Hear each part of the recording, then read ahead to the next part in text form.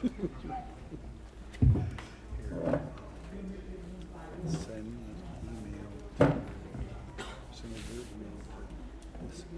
good evening, everyone. Calling to order the Little Haiti Revitalization Trust Board meeting for November.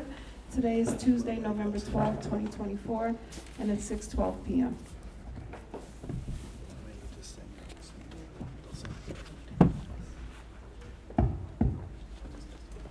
Okay. Any person who acts as a lobbyist pursuant to City of Miami Ordinance number 11469, codified in Chapter 2, Article 4 of the City Code, must register with the city clerk prior to engaging in lobbying activities before city staff, boards, committees, and the city commission. A copy of said ordinance is available in the office of the city clerk, City Hall. The material for each item on the agenda is available online on the city's website. Any person may be heard by the board through the chair for not more than 2 minutes on any proposition before the board, unless modified by the chair. If the proposition is being continued or rescheduled, the opportunity to be heard may be at such later date before the board takes action on such proposition. The chair will advise when the public has... Sorry about that. The chair will advise when the public may have an opportunity to... when the public may speak, and when the public may have an opportunity to address the board during the public comment period or at any other designated time.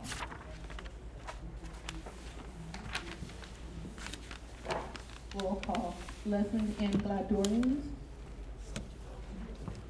Present. Vice Chair Ashley Toussaint is absent. Alyssa Zapata. Here. Robert Holland. Here. Rudy Meme. Present. We have quorum to proceed. So we're going to go ahead and open it up to public comment. If you, when you approach the microphone, if you'll state your name and your address, and public comment is limited to 2 minutes per person. Thank you. Good evening, everybody. I'm Jose Montoya. You gotta turn on the mic. Good evening, everybody. I'm Jose Montoya, Assistant Director for OCI. And my public comment is that please, we need to go first because we have another meeting at 7. We have another meeting at 7, so we're gonna go first if you don't mind. For presentation, he's talking about presentations. Thank you.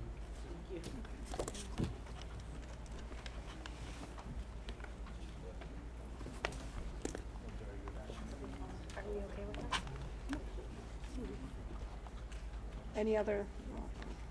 Any other public comments? Okay, so we can proceed. We can do the check presentation and then have OCI go first, if you like. You had something else. Sorry. Yes, I'd like to add one presentation to the agenda. David Snow, the Director of Planning, is here to provide an update on the Dupree building. It was heard at the HEP board last week. So if I could add that under presentation. If I can have one moment, I'd like for our Executive Director to give an announcement. Okay, go ahead. Thank you. Joanne, if you could give the announcement about any assistance that's needed in translation services and reiterate that for the record, I'd appreciate it. So we do offer a translation service for Creole if anyone is here who needs assistance. Please see anyone at the front desk and we can accommodate. So if we could take a vote to add the presentation to the agenda, please. I'll move it. Second. All those in favor? Aye. Aye. Aye. Motion passes. So we have 3, we'll do the check presentations, then we do OCI. Mhm. Okay. Yep.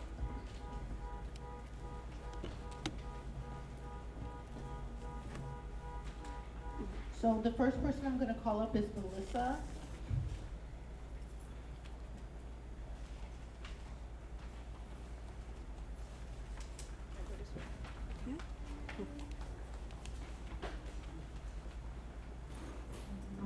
Of Morningside Physical Therapy. She was awarded a $10,000 small business grant, and I'm gonna ask the board to please get with her, take a picture.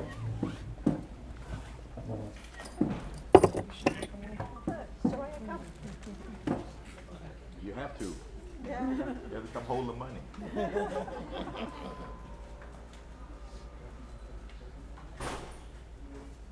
You have to get used to this You stuff. too, you too. Come up, we'll send you pictures. You come Hold too. on, then one more gentleman. One more. Think you want to? Right here.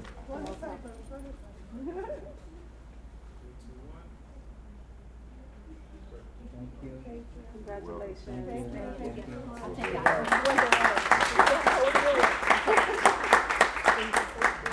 We give you the real check. Board members, we have I thought that was you. we have two more. So Oh, two more, next, I'm gonna sorry. invite Raj of Raj Group LLC, Edward, I'm sorry, who has a barbershop here in Little Haiti to receive his $10,000 check. You guys wanna stand in the front and look at that?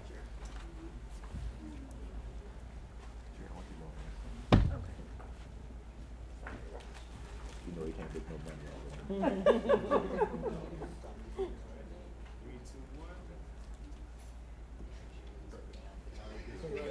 Oh, wait. I think you have one, they wanted one more. One more.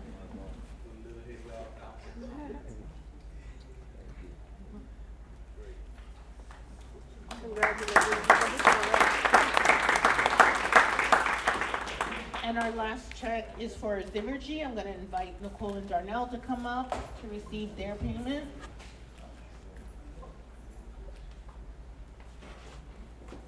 Go. Thank you so much. Got it? Okay.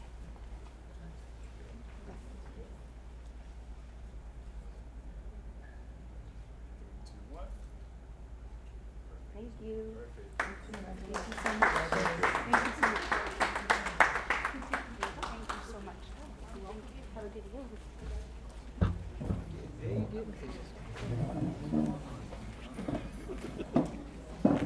Sitting right next to us.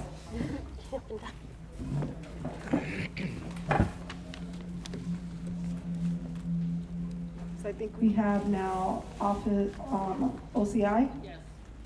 presentation.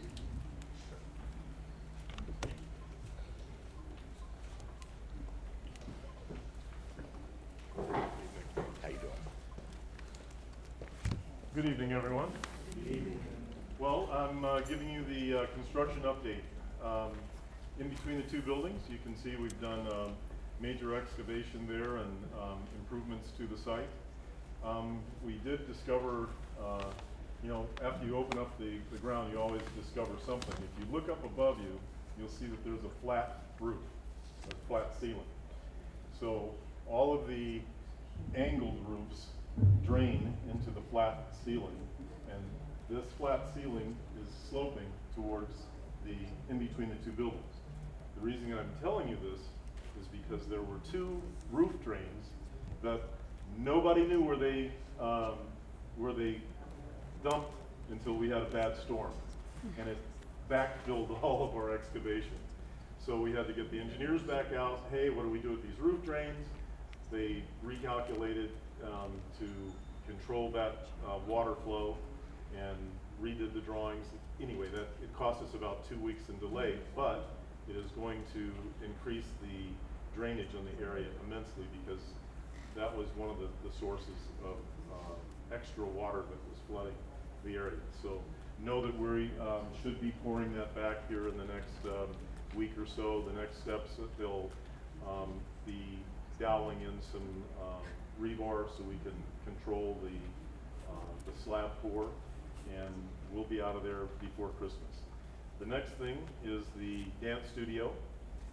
We had a meeting with the good people in Parks and with our own internal department, GSA, and they are taking the steps now to get that prepared so that when we're done with the excavation, we'll do one final water test to make sure that there's no water intrusion into the dance area, and then they'll put the whole studio back together. What that involves is there's some framing that needs to be redone. There was water damage that was removed. They have to replace the sheetrock that was damaged From that, they're gonna do a couple of moisture tests to make sure that we've got it. We will have them do that additional moisture testing and then put it all back together and then reassemble the floor. That covers the studio, the site work. The roof on the Little Haiti Cultural Center, we've run into a couple of issues there in that the corrugated steel roof that is currently on the building, they do not make a assembly exactly like that that'll pass the Florida building code for wind. So the architect is, they've been pursuing another standing seam metal roof. It won't be exactly like that, but it will be a much sturdier assembly. Additionally, we found that there are so many unknowns in this building because of the age that we're going to do a different type of construction method. We're doing what's called a design build with a actual construction company to work hand in hand with the architects along the way. Why are we doing that? One, it'll save us a lot of money because we're going to encounter some additional funding by going to the standing seam metal roof versus the corrugated steel roof that we can't put in because it doesn't comply with code. So one of the ways that the department is trying to save is by getting the contractor involved from the very beginning of the project so that they can discover all of the unknowns along the way and design a way to fix it without changing the building too much. So those plans right now we're at about 40%. We're having a meeting with the contractor. The contractor is Johnson Locke. They're a very good contractor, not the cheapest, but they're very good. I've worked with them on several projects before, and they do very good work. So know that we're working on the roof, trying to save as much money as we can, and the site work is on track. The studio will be put back together, I'm imagining by the beginning of January. Everything should be done there, and programmatically you should be able to operate right there in January. Does anyone have any questions? Yes, ma'am? No? No questions. No, no questions? Okay, thank you so I much. do, hold on, right before you. Yes, ma'am. Could you give us an update also, please, on the ACs? And then, year for AC, okay, and then I have 2 more questions for you. Could you tell me where the drains go now, since they've been rerouted? If you peek through the fence, Mm-hmm. you'll see that there is a cut in the concrete that runs parallel to the 2 buildings. We've put in a new trench that ties directly into the storm drain system. Perfect, thank you. So the advantage, it's very good that you asked that. We had to, when we discovered how the rainwater leaders were just dumping out there, what we did is we had to recalculate the amount of volume of water that comes off this roof. You would be amazed if you see the slope of the roof. Imagine everything on the outside falls that way, but every other roof dumps into this flat roof and is forced that way. So Yeah. we've now got that under control. I'm sure the force was tremendous too. It's a lot. Yeah. That drain should probably never get clogged because of the amount of pressure that it's going to be under. You had another question? I do. Is your department working to gain approvals from the other departments in tandem with talking yeah. to the contractor, planning and zoning, have all of those things? Yes. Because this is a historic structure, so. What happens is very good point, we hired MC Harry as a architect, and one of the caveats that they had to have was they had to be a certified historic preservation architectural firm. There's a couple there's Heisenbottle and there's MC Harry. Those are like the 2 best in Miami. So they prepare plans, and what the plans do is they deal with all the disciplines in the whole project. And once they submit it, it goes department by department for review to make sure it's in compliance with all the codes, to make sure that there's no obvious mistakes or something's on there wrong. So it's checked by each of the departments, stamped off, and then throughout the building process, the city will send out the various inspectors for the various trades to inspect the work along the way. Then, at the very end, we have a building final where you come through and you check everything and it's signed off by the building official. So yes, we check it all along the way, and the plans are reviewed by the building department as they're done, and they give us comments, they may find something that they think is deficient or may need a clarification on, and they'll write us back the notes, and it kicks it out of the system until we respond to that. Or the architect or engineer, whoever's responsible for that comment, responds, and then it goes back to that reviewer, and after that reviewer clears it off, then it can go to the next discipline. Before it gets to that point though, although I'm a stickler for process and boards and rules and all of that, I want to make sure that if it has to go through planning and zoning, HEP, or anything like that, It has to. then because, that's another several months, and this building needs as much love as we can give it. So Yes, ma'am. if I we can love work the on building, too. in tandem and, be, where we don't end up having to go to the HEP board and wait 2 months and all of that kind of stuff, we can Well, move that along, or if it one can thing be. we've implemented within the last year with our new city manager, building official, Ace, he has a weekly meeting with our department to make sure that there's anything in planning, anything Okay. that needs reviewing. And also, when our plans go into the building department, they have a special code on the top of them so that they're placed in a priority. So yes, they're trying to get it focused on delivering it to you as soon as we can. Yes, ma'am. Thank you. Is there a tentative date of completion, and while you're doing these renovations, is the center accessible to the public presently? I believe you've been using the center. So you can use it and just around the repairs that you're doing, it will be open, like that portion that you weren't able to be in tonight where the stages, will that be operable like summer? The theater? Yes. The theater building? Yes. It's operable now. I was gonna give my update on the AC. Thanks for your question. I'm Chris Evans. I'm the director of the Parks and Recreation Department. It brings me zero joy to tell you there has been another delay in the air conditioning project. Our latest timeline is now the middle of January as well, so everything will be done at the same time, it sounds like now. The only silver lining in this process, which it's been bought, it's been paid for, it's been procured, we've done all that process that I've been reporting the last couple months. We had, additional delays, they breached their contract, and in lieu of us taking legal action against them, they're gonna invest some more money into Little Haiti as a community, so we've gotten a $50,000 credit for additional, services and repairs here in the center.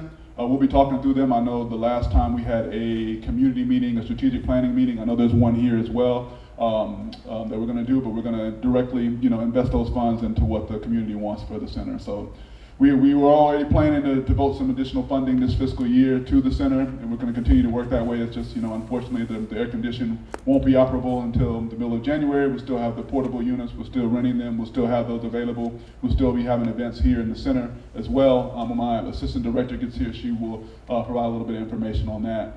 But we are working towards that, and we're working towards filling up the cultural center manager position. So all that should be done here in the next couple months.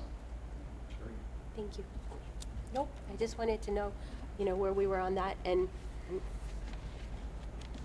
even though, we're putting Band-Aids on it, the temporary air conditioning is a Band-Aid, and so, you answered everything. Thank you. Thank you.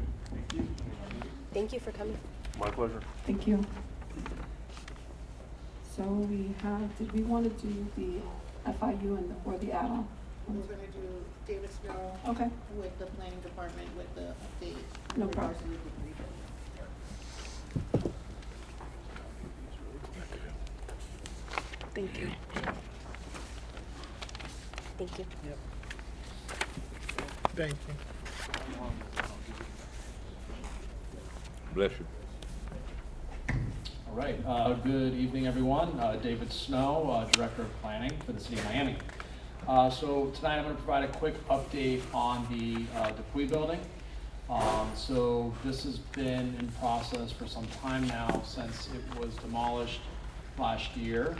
So the development team has been working very closely with with my department, specifically with the Historic Preservation Division within that department, on getting their plans in front of the HEP board. Also with the request from the Little Haiti Revitalization Trust on the conditions that they had requested as well. So that item went before the board last Tuesday.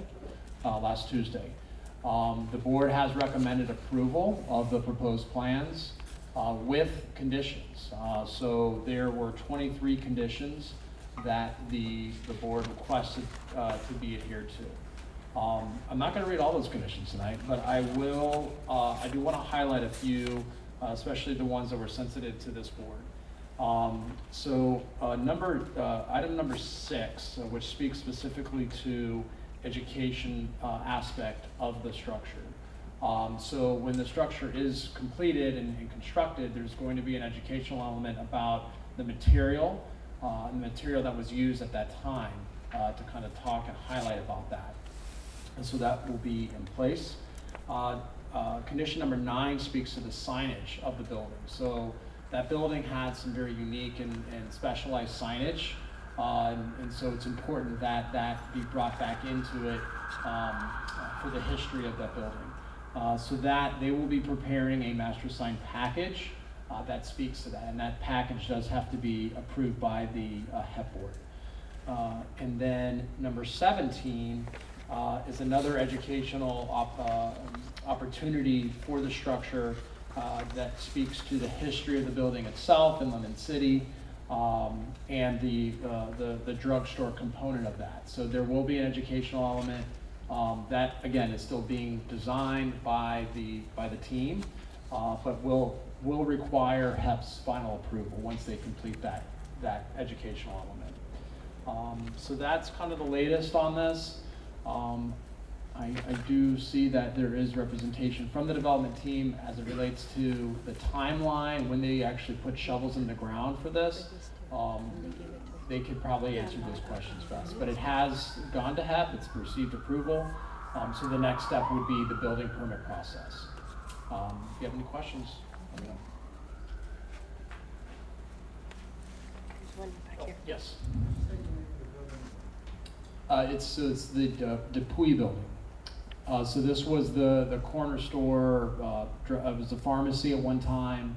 It had the arcade that was right on Second, and was it 62? Yeah. 62. Mm-hmm. It was demolished last year. It was an unsafe structure, and it came down. So the plan is to rebuild the building as it was designed originally. So that is the plan.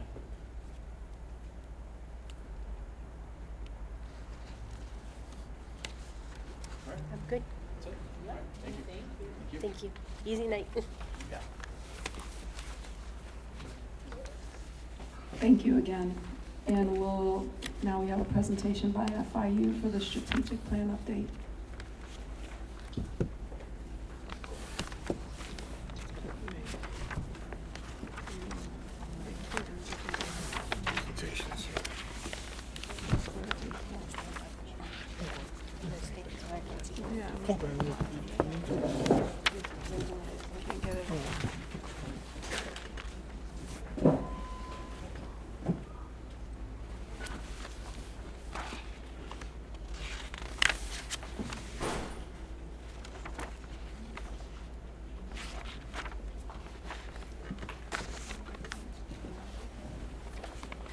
Good evening, everyone. Kevin Greiner with Urban Centric Analytics and the FIU development team for the strategic playbook. Just going to give a progress report tonight. The products for the plan are completed. They will be submitted to Joanne on Thursday or Friday this week. I just want to go through what's coming and the process for reviewing and the community's opportunity to review all the final products and the plan and what's in them. Next slide. Thanks, Ashley. Remember that the plan had a lot going into it. A whole lot of analytics that we're calling the community dashboard. We did 3 community workshops, input from the board, We've done a special district study, also a partnership and funding study, and also developed priority housing and commercial development programs in its own study. These are all leading to the final products that are going to be in the plan package. We've been already working on and provided program guidelines for the Trust's small business and housing grants. There's going to be housing finance guidelines with a finance partner, a large one. The strategic playbook, that's the complete plan itself. We also did what's called the Little Haiti Redevelopment Concept Book, and I won't attempt to say it in Creole and mangle it. But that is the design guidelines and design suggestions for everything from commercial streets to 2nd Avenue to single-family housing. Something that gives Little Haiti a unique feel. We'll go through that. And then we also produced video and media products. We've been doing media and social media products all the way through. The big final products we'll be leaving behind is actually a promotional video for Little Haiti, and also an explainer for the plan when it's adopted by the board. So everything we're developing has future use. It's not a one-time leave behind, say goodbye. These are all working, living products that actually help promote Little Haiti, promote its businesses, and what's been done in the plan. Next slide. The opportunity analysis. This is a very exhaustive analytics we did of businesses, population, demographics, forecasting, a lot of analysis of the job market in Little Haiti, and a lot of analysis of its small businesses.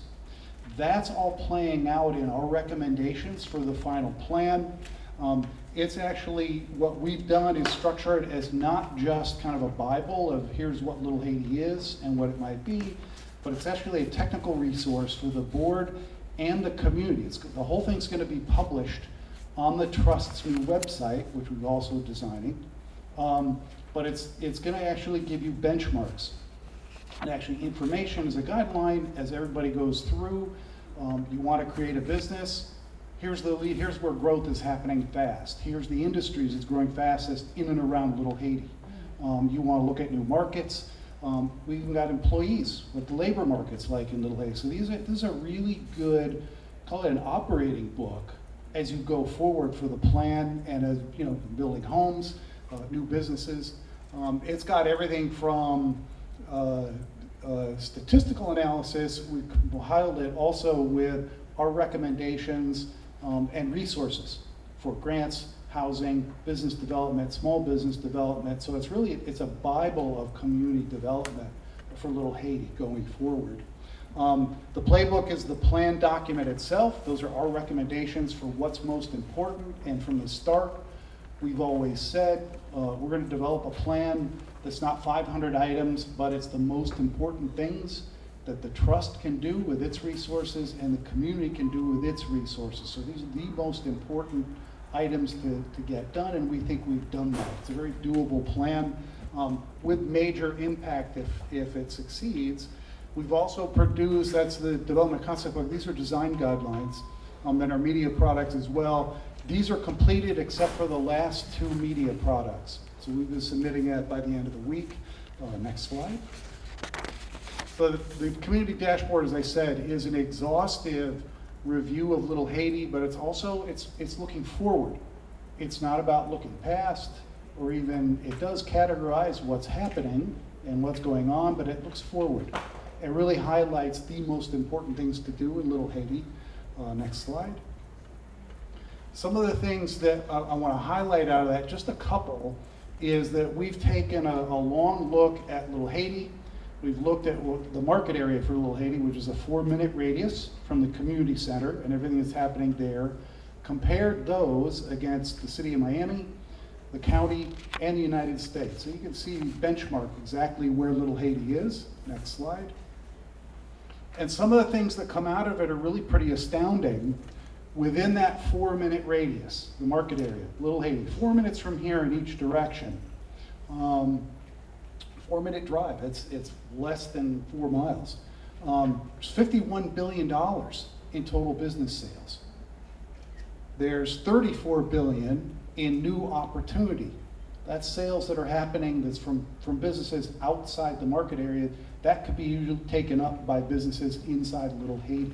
So there's huge opportunity happening in the market area, and there are tons of businesses being created.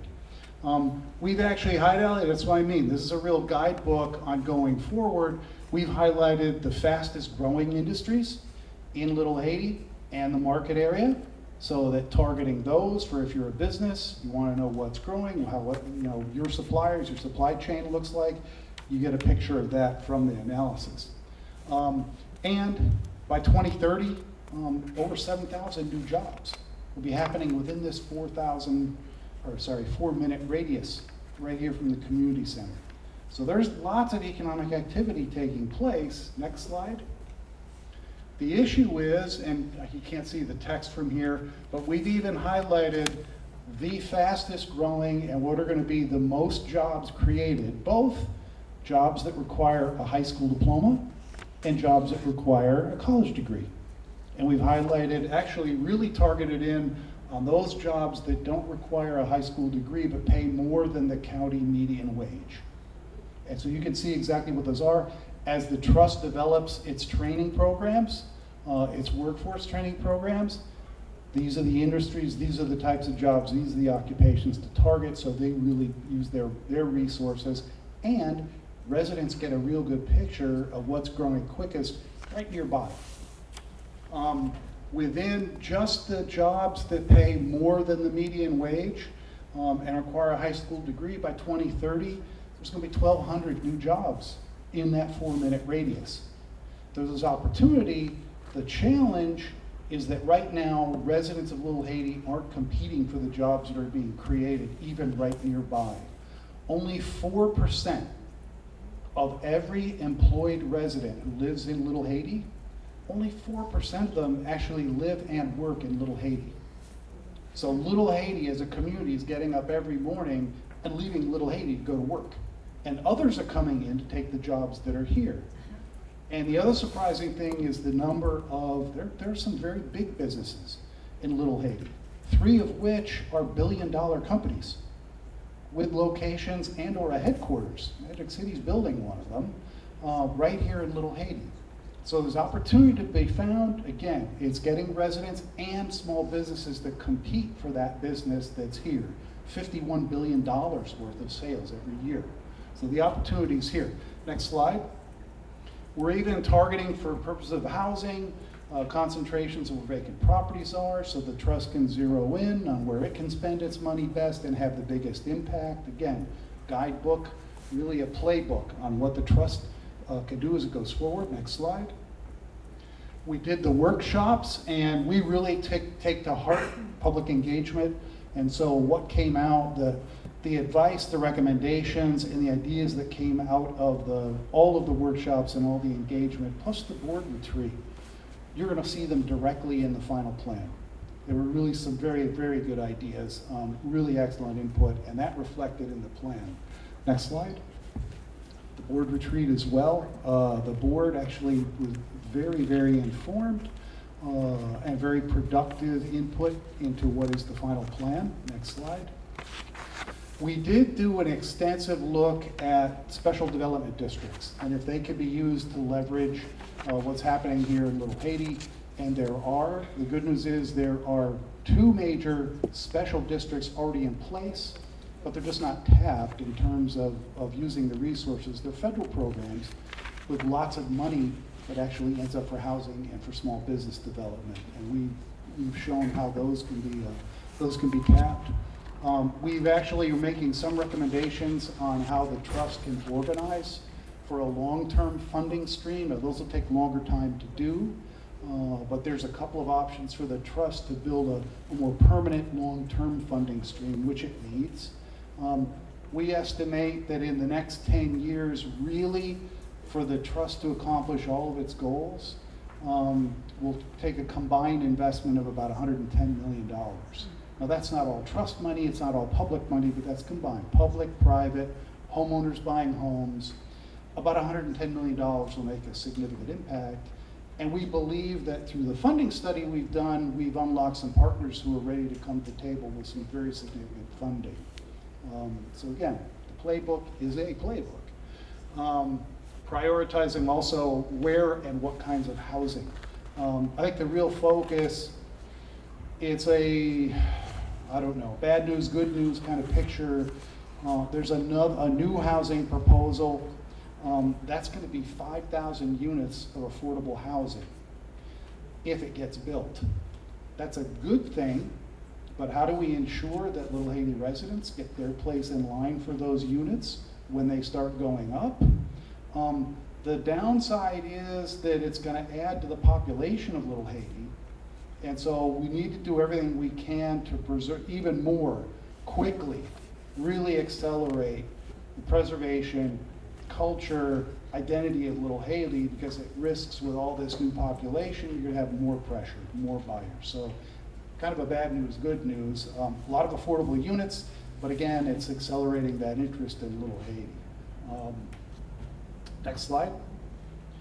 The design guidelines, we're very happy. This was not easy to do, and we'll see what the community and the board thinks of them, but we've developed really pretty complete guidelines, listening to what came out of the community sessions especially, about, well, how do you designate when you enter Little Haiti? The thing is, you don't really know it unless you've been here before. So how do you know? So how do you really designate what is Haitian architecture? What is Caribbean? What gives it a flavor that makes it distinct and different and unusual and helps promote Little Haiti and also promote its culture? We've developed a series of guidelines beginning simply with colors and a color palette, guidelines for commercial properties, suggested design elements for single-family homes that can be funded through the trust's grants. So this is not going to impose extra costs on business owners. These are all suggested, and the trust has already developed grants to help fund them if you want to take on those changes. So nothing's dictated to homeowners or business owners. Multifamily guidelines. Guidelines for the new housing project, and if it gets built, we'd like to see the design guidelines that apply to Little Haiti go into those, so that as new construction happens, it also reflects this Haitian Caribbean flavor. Landscaping and vegetation, and then a whole redesign of especially 2nd Avenue. Got a lot of input on that. It's too wide, too fast. So we've done a safe streets, complete streets redesign, but an affordable complete streets redesign of 2nd Avenue. That I think it will go over well. And then also, how do you apply street art and continue to apply art that's distinctive and very, speaks the flavor of Little Haiti. Next slide. And our video products. Again, these are ongoing, permanent marketing products for Little Haiti. Social media, they're all short in length, as is needed on social media. But these are the promotional materials that begin to start to kind of announce Little Haiti to the world and start selling its businesses, its people, its restaurants, its food, its festivals to the rest of Miami, and we hope beyond. So we think there's real value in these. We were insisting on developing these alongside as well. You don't typically do them in a conventional planning process like this. We thought this was really needed.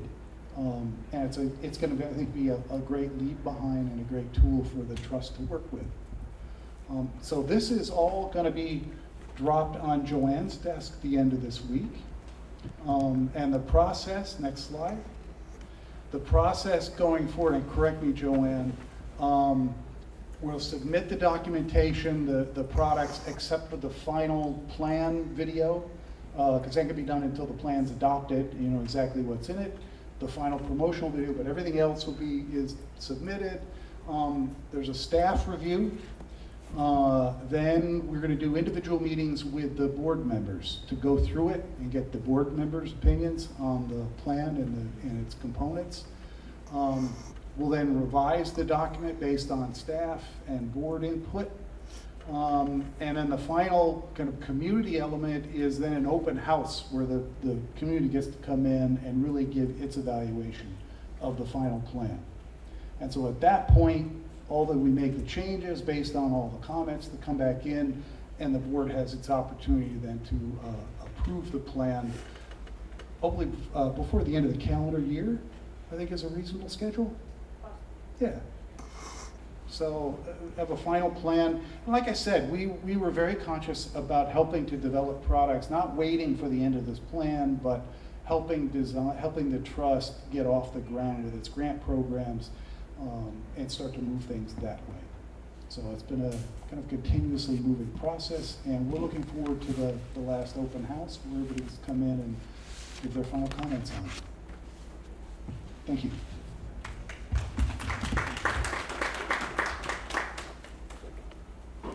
Any questions from the board? Thank you, Kevin. Any questions from the board?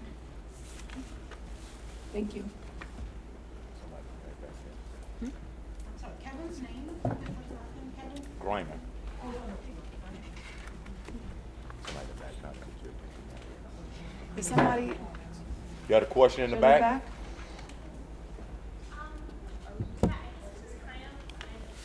Come to the mic.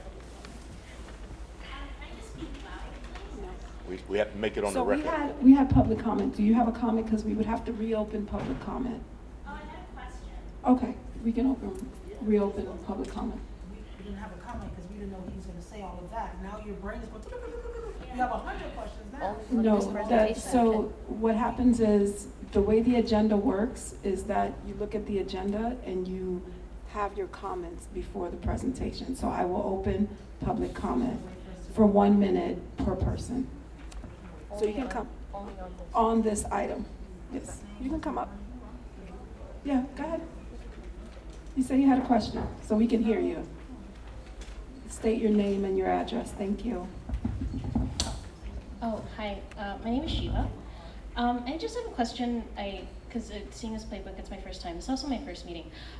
Because the comments about like preserving Little Haiti, and also that the new businesses that are coming, and also the new apartments and things that are being built.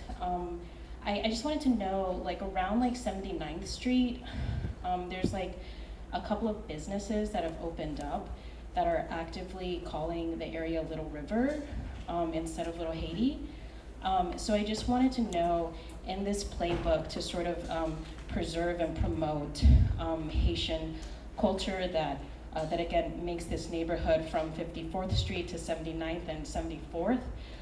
Is there any plan, part of this playbook, to sort of educate the businesses that are coming here and sort of building, and also the folks that are moving over here, because that's like actively happening. Yeah.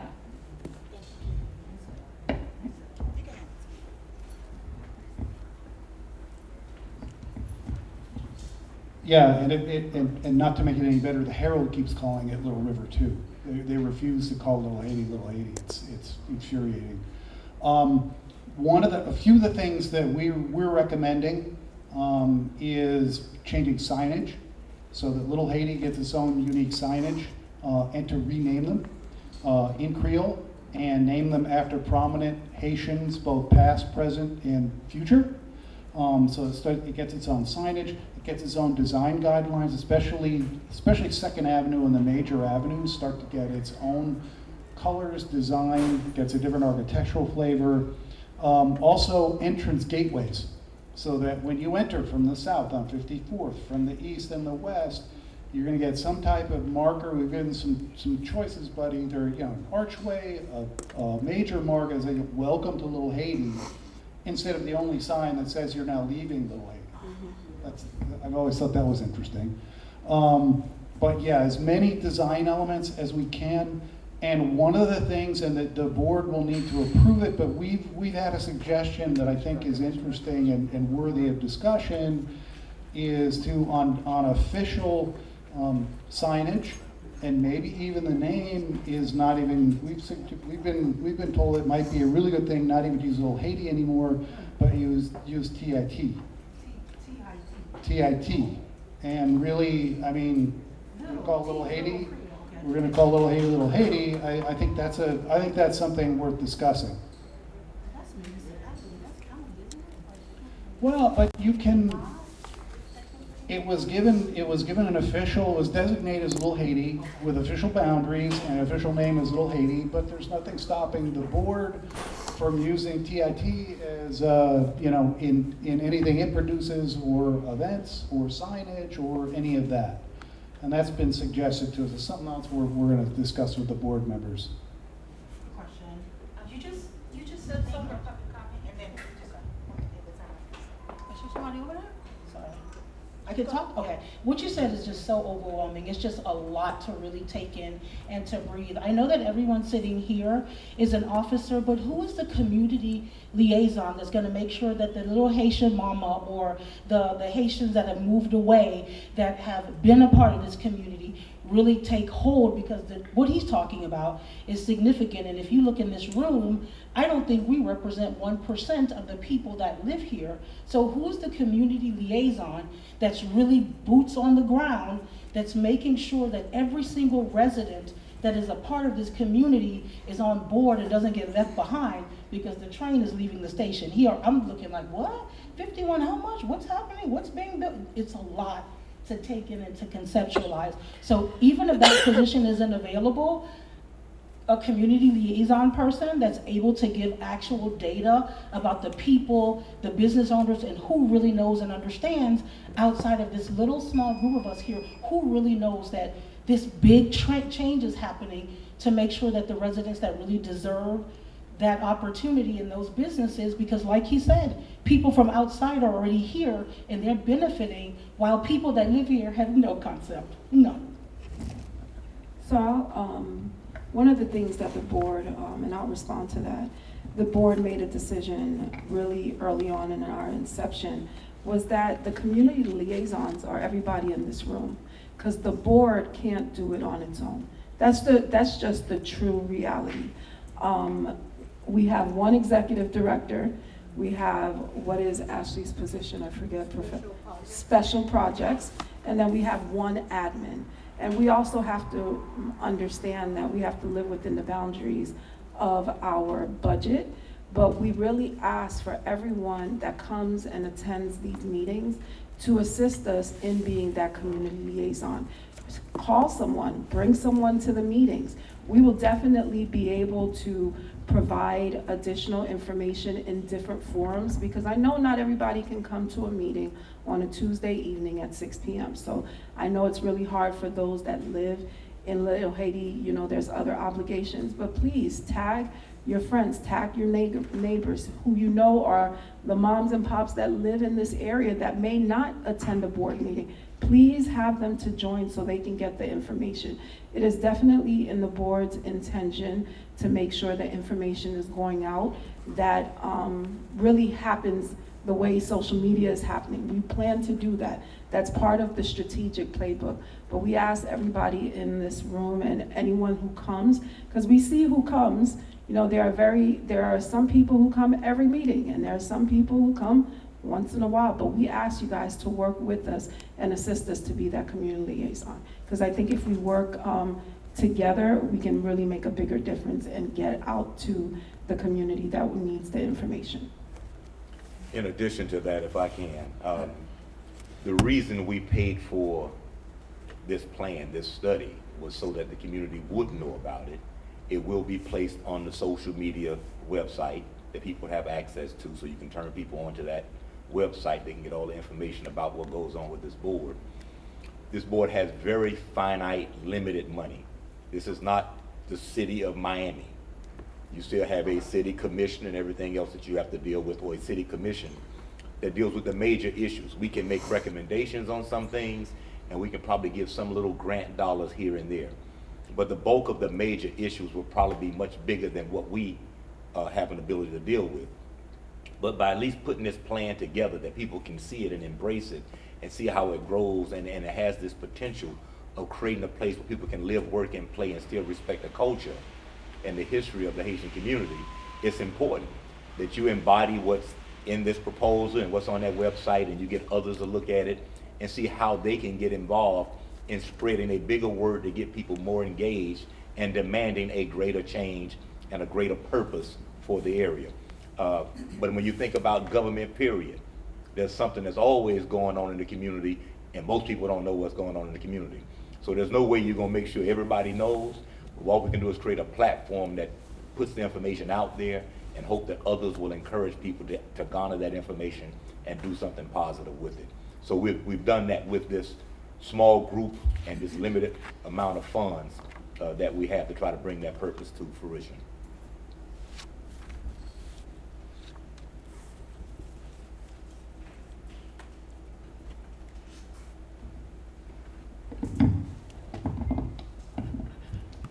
Hi, I just wanted to quickly ask if my name is Ayana. Do you need my last name? Albertini Florent. I wanted to ask if there are any efforts being made to designate, I know there might be specific buildings that are designated as historic preservation, but there are like actual like districts that the city has, and for instance, Morningside or like Nemo is one of those districts, so I wanted to know, is Little Haiti one of them, or is it gonna become one of them, so to reap the benefits of that status? So I'll do my best to answer your question. That is something that is very near and dear to my heart, and I've given it everything I have. And this cultural district that we're speaking of is an attempt to do that, to create a sense of place out here, for example, in a specific set of blocks on Northeast 2nd Avenue, to preserve colors, culture, food, the original businesses, signage, all of those types of things, hopefully. So we're in the infant stages of doing that and getting it together in this playbook. But that's what Mr. Greiner was mentioning about the color palette, about the different aspects. Better? Okay. So the hope is to get that status? Absolutely. And only for that specific district, not the whole neighborhood? Well, if we can, we'd love to apply it to all of Little Haiti, but I'm starting, small. The board, the different charrettes we've had, people came and spoke up with what they wanted to see, and it is important to a lot of people to have that sense of place here, to have that identity, to have downtown Little Haiti. So we are trying, and hopefully, with everyone's support, we can get that done, and we can have something in place. And when people come in, for example, with a new project, they want to build a building, we can ask them, we're happy to support you, but could you please follow, these guidelines, take them into consideration with your different architectural features or colors or things of that nature. So definitely, it is on our radar, and I am personally even trying as hard as I can to preserve some of the different aspects here and create something similar. The MIMO district that you mentioned is based off the mid-century architecture, so it could be something similar. Hopefully, fingers crossed, with everyone's support. We have someone from planning here, so. Yes, he left, but he's aware and he's heard me, definitely. Mm-hmm.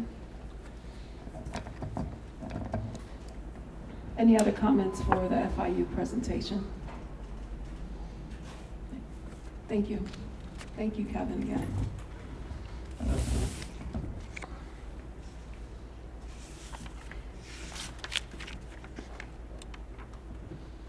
I think we're gonna go now, we're done with presentations, correct? So we're gonna go to legislative items. Mm-hmm. That's the first one. So the first one is to the approval of the minutes, approving the minutes on the following meetings, October 15th, 2024. So move. All those in favor? Aye. Hi. Motion passes. Okay. Resolution 3B 2024-013, Small Business Program Exception.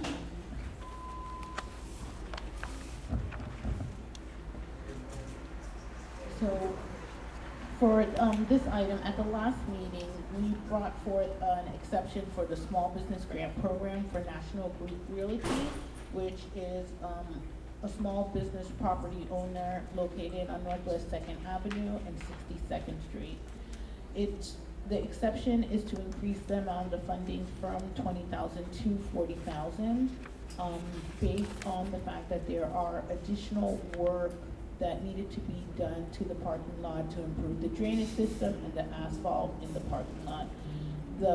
They are receiving $150,000 from through the city's commercial facade program, which is being administered by the Liberty City Trust.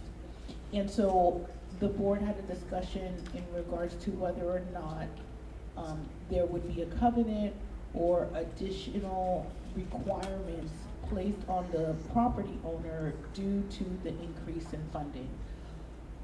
So I was tasked with reviewing what the Housing and Community Development Department requires at the city level.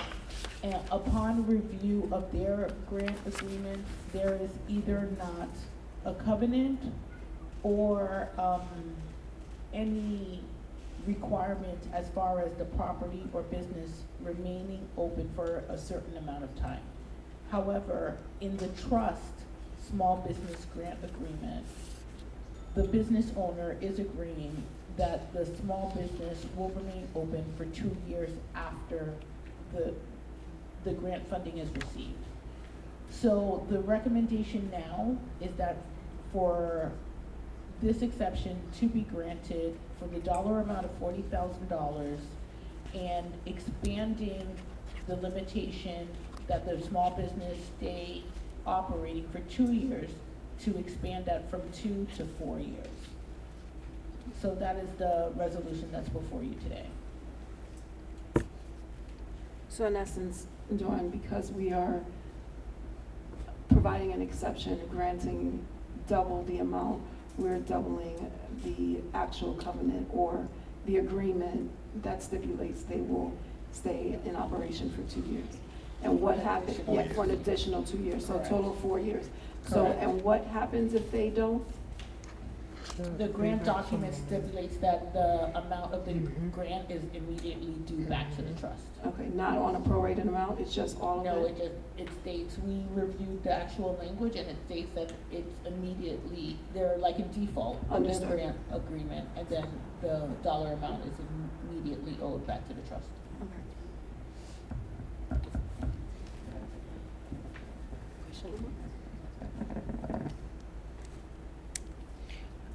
This change also covers, it was my understanding, the sale of the property as well, because this is the owner. So if he in fact, 3 years from now, decides to sell, the funds would be due back as well, because he is the owner, operator, lease provider to the other small businesses. So it only stipulates if the business ceases in operation. So in theory, if he sold the property, but leased back the location and continued to operate until the term, then he would still be in compliance with the program, because the business would stay in operation. So this is not a covenant that's placed on the land that would restrict him from being able to sell. There's nothing filed, on the property for the grant. Because remember, we also have small business tenants that are leasing, and so they're able to obtain the funds without being an owner of the property. So remember, it's for the business, so it's also, if the business gets up and That's moves to the- a different location, the business still is in operation. That's the tough part with the sale, because he is an owner business in the property and he provides leases. So that just came to mind, and, you know, that's a little bit of a tough situation going forward as far as, you know, do we fund these renovations and then take the risk of someone turning around to sell at an increased value? Because maybe, and I'm perfectly okay with maybe the next time it's $50,000 or $60,000 somebody needs. And I'm okay with that if we're gonna keep things in place, so to speak. So, I don't know, I mean, it's just something that came to mind. I'm generally okay with what's in there. No, I definitely, I see your point. Yeah. I'm just looking, this is a small business grant. So wherever that business, the way I look at it, the business could be anywhere. It has nothing to do with the property. But we're per se. improving real property. That's the caveat here. And this is the owner, operator of real property that's being substantially improved. So that just, it is troubling for the trust if someone turns around and sells. But if they sold and the business continued to operate, what would be the conditions that's being violated? That's a perfectly okay, but what if they just sell and move on and put the tenants out? Then they stop No. operation, so they Yeah. would stop operation, so that would then trigger for them to become in default. So if there is a sale, we're 100% sure that our $40,000 would be returned Not- within 4 years. Not the sale, it's if the business is no longer operable. If the tenants are put out through the sale, Okay, we are okay. I guess I'm not following My question is, if they lease back, the businesses continue, all of that, I'm fine with that. If in the sale, the leases cease to exist, I buy the building, I don't want the tenants in the building, I put out the tenants. So this property, this business is what? What is this business? Because I guess, it doesn't matter if it's a lease or that Oh, to me it makes doesn't no matter sense. what- Well, it makes no difference. So what is this business? There's So the three. business that applies Yes, has 3 businesses. It's a property owner, and there's 3 businesses. One is an owner that operates his business. okay, He has 2 additional tenants. This is a property owner who's owned the building for probably, I think, about 30 years. understood. Owns it outright. What he's asking is for the additional 20,000. They're making facade improvements, right, to the entire property. As far as if he turned around and sold the property once all the improvements were done, he would be able to complete a sale because we would not have any covenant or lien on the So did property. he apply for the property or did he apply for his business? But the business has 2 options. Our small business grant, you could either do a marketing or innovation for 10,000. Okay. Or yes. you can do 20,000, which is a commercial facade. Even as a tenant or an owner, you need the owner's permission in order to be able to do any commercial facade program. So as a small business owner, who also is the property owner, he applied for the small business grant program. On the business that he is running, not the business of the other 2 tenants. That is correct. So if his business went inoperable, then it would trigger that this money would be immediately due. Whether or not he puts his tenants out or there's an agreement that we can't get into the That's tenant, the my lessee, question. the lessor agreement with those tenants, but he applied, the business applied on his business, even though it's a commercial facade grant. If his business is not operable, then it will trigger for this money to become due back immediately. Okay. Correct. Whether or not he sells or not, if he never sells and the business is inoperable, it's due. If he sells and the business is inoperable, it's due. He In has the to last stay in meeting, I business had for paused 4 with years. this as well. Mr. Wallace is a special situation. He's been a member of the community a long time. What my preoccupation is it setting precedent of fixing up and giving additional funds? Because we're starting to, look at exceptions and different things and get out of our original parameters. So I just don't want to. But the board approved that, right? Perfectly So, okay. okay. I just don't want to end up in a situation where it comes back on us that we fix this up and it turns around and, So, okay with everything that's going on, just want to make sure we, cross all our Ts and dot all our Is and don't I mean, get we ourselves we into a have our situation. attorney here, so I unless I'm think we're missing okay. something. I mean, I just want to make sure, I just want it on the record. I just want to make sure we've discussed it, everybody understands. Can I make make a statement? This might help clear it up. Sure. I wasn't at the last meeting when you guys approved this here. And so I'll support the fact that you did expand the boundaries, although I do think it's a slippery slope too. But you could very well, and the facade treatments are going to the real property, right? And that's to benefit everybody in the building, not just his particular business, but the whole building, which I think is a great thing to do. If the building is sold in year 2, and the tenants, and he has taken his money from that sale and gone, but the tenants are still there, but in year 3, they get kicked out, 1 year short of the 4-year. What is your recourse now for your $40,000? Is it to me? To the attorney? I think that's to me. No, To the no. attorney. Well, it's a contract claim at the end of the day. That's exactly what it is. It's a breach of contract, so we would go find the business owner and try to do it that way. So I would, if for my support, I would say that if you're going to expand it to the 40,000, that the money becomes due if the property is sold within 4 years and or if the tenant cease in 4 years. So if he sells it in 2 years, hey, you pay the 40 grand back, we pass it on to another business. If he stays there for the next 4 years, then he has the benefit of it and the business will have the benefit of it. I think that's the cleanest way. That one of doing extra it. sentence Yeah. gives me Yeah. more, that, you know, and we don't need to, it's just part of the contract. So that language would be added to the grant agreement only, is that correct? Yes. For I'm fine with it. exception. As your counselor. Yeah. So, but this is the question, because if we added that language to the grant agreement, it would still be as enforceable as not having the language.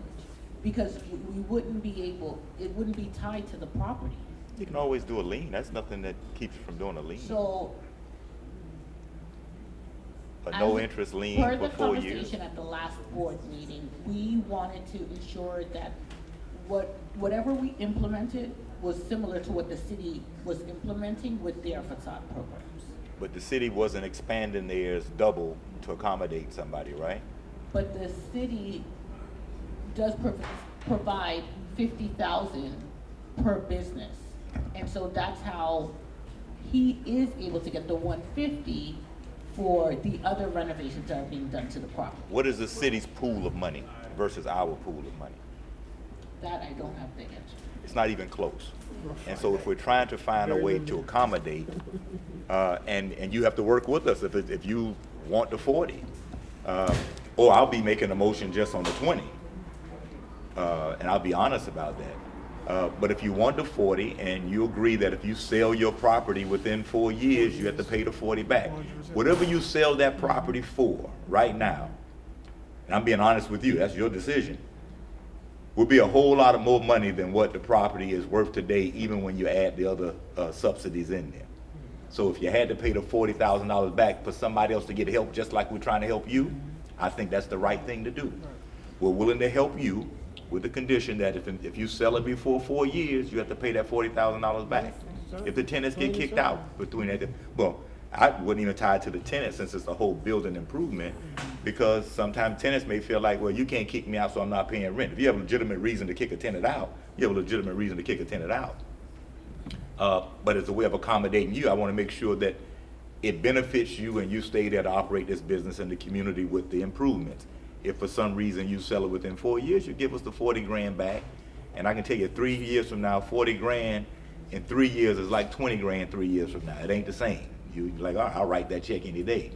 But I think it's the right thing to do if we want to keep trying to make sure we can help the next person and the next person. So if there's no accommodating on the 4-year agreement, and you can agree to a lien, that's simple. If you get 4 years and a day, it's your 40 grand. You ain't got to pay it back. Other than that, you pay it back if you do it before then. That's all. So I don't know if he wants to accept that condition. If So not, I'll be you're- moving a motion for the 20 grand. I was just gonna ask, so you're gonna do a motion to amend the resolution to add the following language? Provided he agrees to it. I don't want to waste. No, but what's the language? The language would be that we would be willing to expand our grant from 20 to 40 in this special exception to help him facilitate what he's trying to get done with his property, with the agreement that it has to continue to operate as a business at that site for 4 years. And if it's sold sooner than 4 years, it has to be paid back. So really, there's one sentence difference. It has to be 2, I think. Because Because what I'm hearing is, under our current grant agreement for small businesses, there is no covenant for selling a property, correct? No. So so it's really 2 things that need to happen.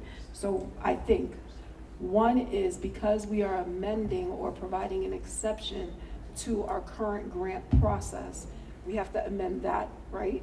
No, we did that. Sorry. We did that already? Yes. Okay, so we amended it to say that we can allow for exceptions. Correct. And so for this exception, it needs to say, according, whoever's gonna make the motion, that it's the business has to stay operable for 4 years and cannot be sold for 4 years.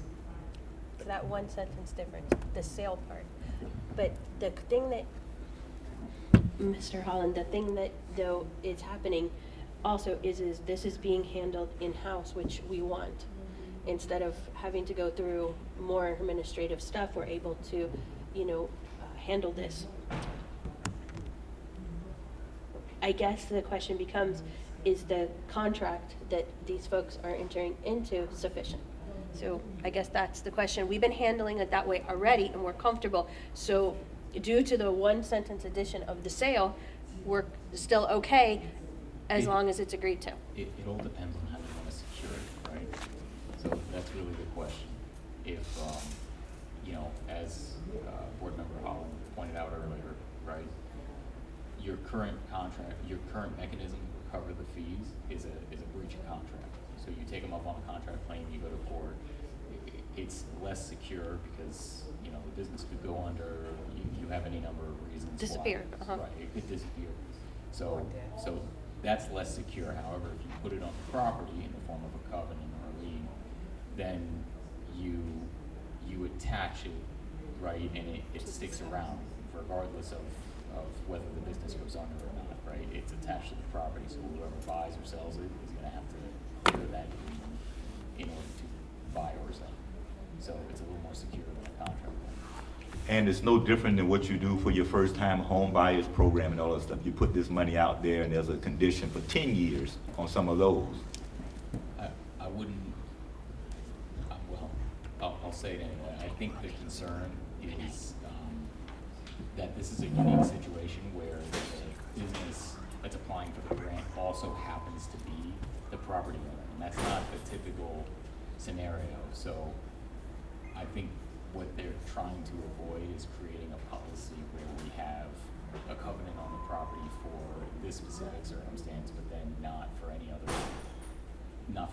else that applies for this grant. But I think the only reason I'm comfortable going there is because he's the property owner. Other than that, we'll be sitting here with $40,000 grants to other people's brand new businesses, and we couldn't do anything else in the community. So I'm all for the 40. I'm in for the 40, provided there's a lien on the property, it can't be sold within 4 years. If it's sold within 4 years, he pays us the 40 back. And it can be at 0 interest. I don't have a problem with that. Where else can you get money on the bridge for 2 years free of charge? It's still a great deal. So because this is an exception, because we're increasing the amount, because it's a unique situation, that it is a tenant and property owner. So as long as we outline that, because I don't want to stop up our typical process where it's, $10,000 and go through all of this. I So agree. because it has all these caveats, I'm struggling. I have been a little bit too, and things keep coming to mind. So. But if this language was added, it would only be added to this specific grant. It wouldn't affect the other applicants that we have. I would assume on the other applicants, we'll pass or fail them based on how we feel. If we feel like if it's a property owner, it should be a lien. I'm big on the liens if it's a property owner, and I'm big on 20,000 being the max if you don't own the property. That's me though. So because it's an exception and the property owner, I guess we're trying to, because the rules have to be the same across the board for everybody. So because this is an increased amount, because it's a property owner and tenant. So wouldn't it be amending the actual small business grant agreement saying that if it is an owner-operator, that whatever grant agreement we enter into has to include the selling of the property, moving forward, Yes, if that I makes agree with that. sense? Yeah, So that's changing the original, yeah. going okay. back again, yeah. Yeah. So for these it wouldn't exceptions. just be based on the exception. The only thing that's changing is the amount that's being provided. Oh, wait, We're just wait. doubling the amount. But so for any small business Hold on. Wait, what? that I is an apologize. owner-operator, that's what I heard. Yeah, but we had another part of the discussion that because it's an increased amount as well. Because what happens if next time it's 80,000 or 50,000? So what- So we increase the time. Exactly, so Based on the increased amount increases the time, but if it is an owner-operator, then what we want, what I hear, is what we want is that there is additional language to say that it's not only the business is operable, but that if the business is sold, Yeah, I'm or the good. property sold, sorry. This exception, this, So we have to go back, I'm now it's thinking. 3 parts. Yes, I'm thinking it's 2 parts, no? The lien, The lien, the language, and the time. yeah, Do we even have more? 'Cause yeah. we did do, 3. okay. I'm assuming since the policy is you're giving yourself leeway to make exceptions to your current grant program of 20. Did we limit what those exceptions could be? I don't think so, I think So, it's as the they thought come up. process is that we would bring the exception to the board one by one, Okay. right? So that way, if for this particular one, you feel like there should have been a lien placed on the property, you can do so by amending this resolution, right, for this particular person. However, at the meeting last month, we brought the policy of the small business grant forward, which at that time did not allow for exceptions. And so we changed the policy to say an exception could be made to the small business grant with the approval of the majority of the board. So it just allowed us some flexibility on a one-by-one basis, right, based on the applicant that was coming before. So one, we have this resolution before that you could make a motion to amend and add the language in regards to adding the 4 years to the grant agreement for business operations and for the sale of the property. Then the language in reference to a lien could be added to that amendment as well. So in addition to the language in the grant agreement, you would be adding a lien to the property. However, for our current program, that we have applicants that are applying for facade dollars as well, and I'm not sure whether or not we have any pending that's in execution that already may be within the policy of not having a lien. So now we have to determine, are we now enacting this moving forward on our applicants? If we're changing the policy for all $20,000 facade grants? Well, so see, here's where the confusion is. You moved an amendment last meeting to provide for an exception to increase. You didn't, Just an exception for all right, consideration. all right. Yeah. But you didn't lay out what those things should be. And now you feel just because there's a exception discussion and you talk about an added condition, that therefore that condition has to be on every exception that comes forward. That is not true. Your policy was to allow an exception process, subject to board approval. It may be different every time somebody comes in here for an exception. It may not be the same. It might be more onerous, it might be less onerous, depending on the facts and circumstances at the time. But now you guys feel compelled that because we're talking about possible lien, that now every time somebody comes forth with an exception, similarly situated, it has to be the same exact thing. No. The next one might come in and it doesn't get approved at all, and he's willing or she's willing to do a lien, but you say, I just feel uncomfortable. I will tell you, once you put the exception that opens up beyond this 20, today it's 40, and I think it might be a valuable property to do it in.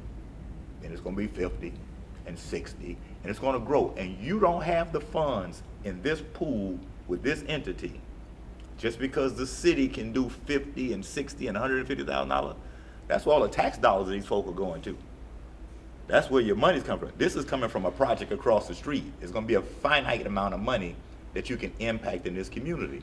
And so I'm not trying to compete with the city and say I can do the same amount of money as the city. I know we broke. I'm just being honest. And so as a way of accommodating and to help the next generation of people who may have the same issue, hey, we're willing to go up to 40 if you're willing to say, and let me be honest, there'll be a lien. But you know what's going to have greater priority in the lien process? His mortgage, all those other people would be first, second, third in priority. We're going to be the low man on the totem pole on the lien. But if the property sells at an excess that accommodates those liens and they have enough to pay us our 40 back, we have to get our 40. Sometimes it's not sold at that level and we lose out. But I want to at least protect that 40. I don't know, the little baby that was here, she might be here 20 years from now trying to get some money, and we're on our limping legs still around, and we got that 40 come back. Here's another 40 to go into the community. It may not have the same value, but it's a way of at least adding back. So I take the emotions out of it, and I try to think big picture and what gives us the greatest impact in this community based on this plan stuff we just had up here. That plan requires money. And so we have to guard this money in a way that gives us the greatest impact in the community. And so if he's willing to do the $40,000 along with all the other monies he's getting in to make the improvements and make it a better spot and agree not to sell it within 4 years, he keeps the $40,000. If not, we get the $40,000 back at the sale. To me, that's not a difficult conversation, and we don't have to rewrite the policy that you guys made the exception to last week in order to accommodate this. So it's every- a case-by-case basis. So every exception will have. It has to come back to this exception board. And could have different rules, so we Yeah. don't have to follow the Right. same rules for every exception. If all of a sudden you start to see a pattern, you may say, well, we want to amend our rules now to allow this based on a pattern that we see that gives us a greater impact in the community.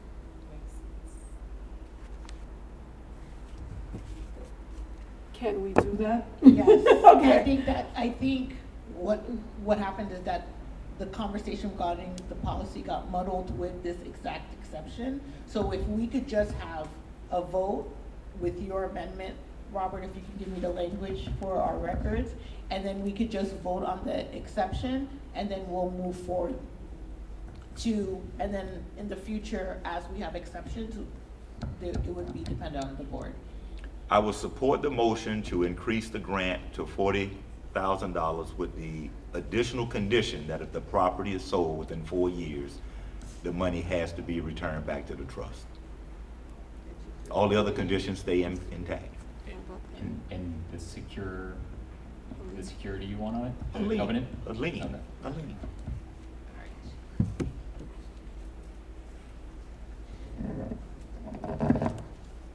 Thank you for articulating all that, and I'm in agreement. All those in favor? All right. Aye. Motion passes.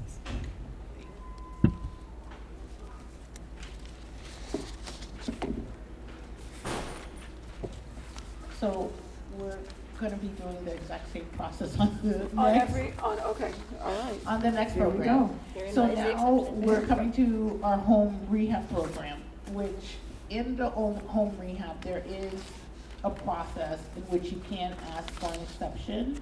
But this process outlines, and it should be highlighted in the home rehab, what we're changing to the program. But it highlights through the city's housing and community development that their process can request exceptions to the program that we have. So in this amendment, we're changing it to reflect the same as the small business, where the trust can submit, President/CEO can submit exception requests to the board for consideration. So we're also making an amendment to the home rehab program. And then we have an exception to consider. Chair, if I may. But this has a safety valve in place already. This has a built-in lien mortgage thing. I'm looking for the right word, I apologize. I'm not sure of the thing that is placed on the property. But the other one was an outlier because it's the first time. This has the safety valve, this has a net already in Yeah, place. so So this on- isn't the same thing because it's the typical homeowners program, but just an increase. So, no, so we're not there yet. We're just looking at an amendment to our policy. so we're not looking at an increase or change. So in our current program, we have a 10-year lien on the property Mhm. that's forgiven 10% each year until it gets to 100% forgiveness. And that's for the up to $50,000 home rehab program. That's already currently in place in our home rehab. So this is just providing that if any exceptions come up, you must submit consideration or recommendation to the board for This approval or is- not. This is doing a very specific thing, just to mirror exactly what we're doing with the small business grant program. Essentially, we had an exception process in this grant program as well, but it was baked into how HCD is administering this Mhm. for us.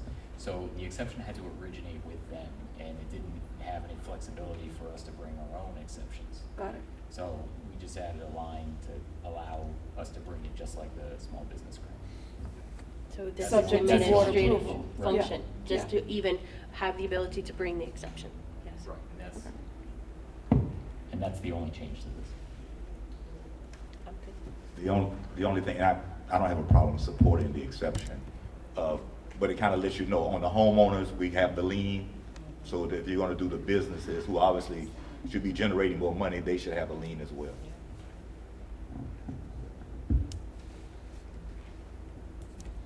I make the motion to move it. I'll second it. All those in favor? Aye. Motion passes.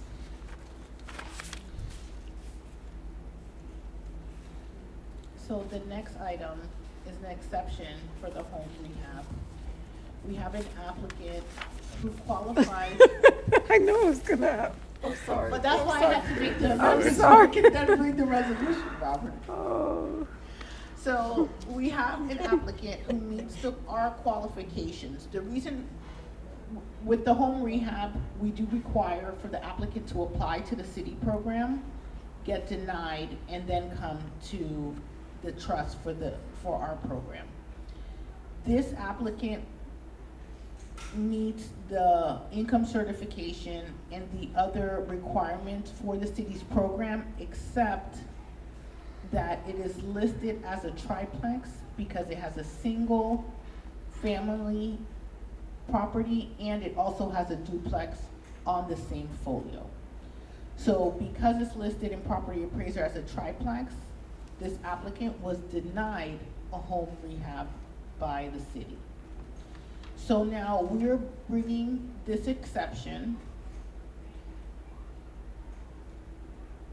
because the applicant meets the 80% AMI, is not able to qualify for the city program due to it being listed as a triplex, and they would like to make improvements to the single family property on the folio. But I thought part of our process, our vetting process, is you had to have a denial from the city. They were.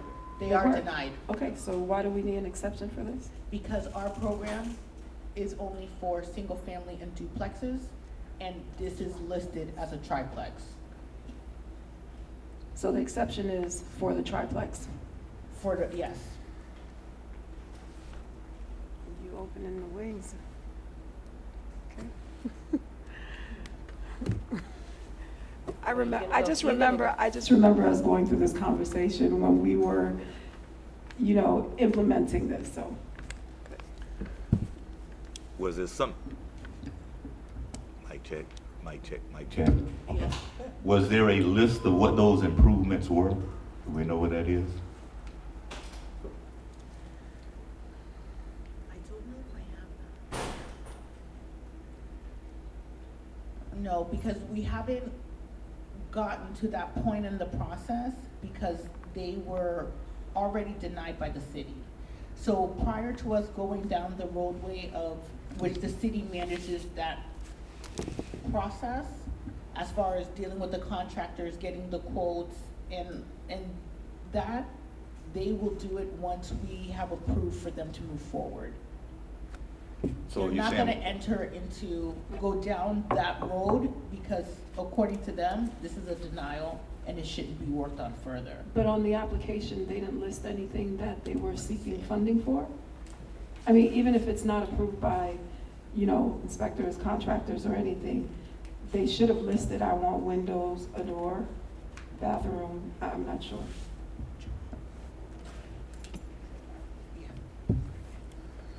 Ashley's gonna answer that. Okay. Sorry, so there are costs associated with doing those types of inspections and having those workers to come out and review those things. So before they allow that, they would like the approval.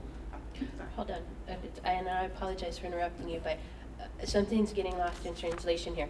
The homeowner, or the property owner, doesn't get to pick. An architect and an engineer have to come out and say what is needed. Yes. Okay, So there now has I to be- understand. yes. That was a material part that was getting Yes, lost. Okay. so the homeowner does not get to pick and choose. So based on the inspection and what they consider a priority, that is what will get done To stabilize the house. to stabilize the house. It is not Understood. up to the homeowner. You can't, you know, Choose put to have art in windows the or yard doors. if your roof is leaking. Yes. Okay, understood. So there's no Life list. safety. Sorry, yes, so it is the life safety issues that will be handled first. Cosmetics are not the priority, and then once the inspector comes out based on the approval. But that, yeah, that's the process now, so it's Yeah. no difference. The only thing that we are amending or providing an exception is that it's a triplex. Yes, but the only work that will be done will be to the single-family home, not to the duplex, so on the property. No, I understand, but everyone else that comes to us for funding has a denial from the city. Once we give our approval, because the city is the one that's administering this, that's when inspectors and contractors go out and do that process. Yes. So there's not a list until after Robert, that's all I can say. In the city's other program, there's no list prior to either. It's always after some inspectors have gone out. Yes. Because they do a very preliminary, Like is it within the boundaries? Do they meet the 80% AMI? They look at the value of the home. Yeah, so they look at these first points prior to going down the road of doing the inspections to determine and getting the quotes from the contractor, because that's a lot more work. Like they do the bid where they tell the contractors to come out and everybody comes out at a specific time, and then they have to turn around and do the seal bid. So it's like a more, So their conditional, like, approval is whether they Exactly. meet the criteria, and then once they meet the criteria, that's when they move towards the inspections and the list and everything. correct. What is the process? Let's say you approve, what is our grant amount? We do up to 50. All right. So let's say we approve 50, and in that 50 is the cost of these inspectors and engineers and all who have to get paid out of that 50 to go out to do their inspection, right? And let's say that's 10 grand that they go out to do that. So now you're down to 40,000 for actual work. And if that inspection reveals that you have $70,000 worth of repairs, but you only have $40,000 left out of this grant, what happens? So actually, last month we did have an exception to increase a dollar amount based on quotes that were given for the work that would be done. So if, for this particular one, if the work comes back to be more than $50,000 that would be needed for this project, it would have to come before the board as an exception to increase the dollar amount. And if we reject that, at that point, then what? Then no work would be done.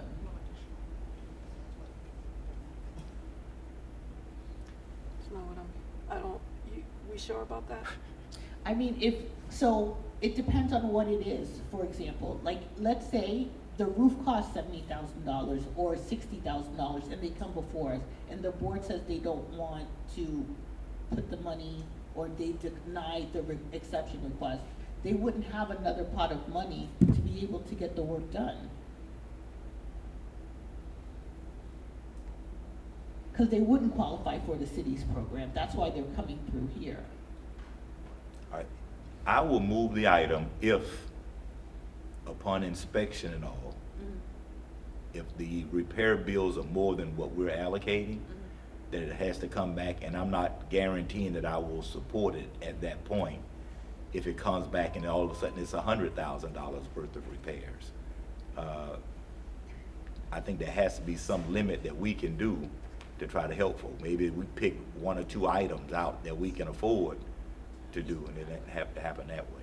Yes, and the current resolution before you is only up to the 50,000. So, but the resolution before you doesn't say that we will award 62 or anything above that. It says that we're only making the exception for the triplex, and the work amount is 50,000. So what if, again, the engineers, architect go out, they do their review, and they come back and say, well, you can do these things. It comes up to, let's say, 75. Yeah. Comes up to $70,000. You have 40 left. But we can do the windows and this here, and it comes up to 30. What happens to that $10,000 delta? They, just like the city's program, it would not get done. So the life safety issues will be handled first that meet up to that dollar amount. And then any difference, just like the city, those works are not to be done by the city or the funding. The homeowner would have to come up with that remaining. No.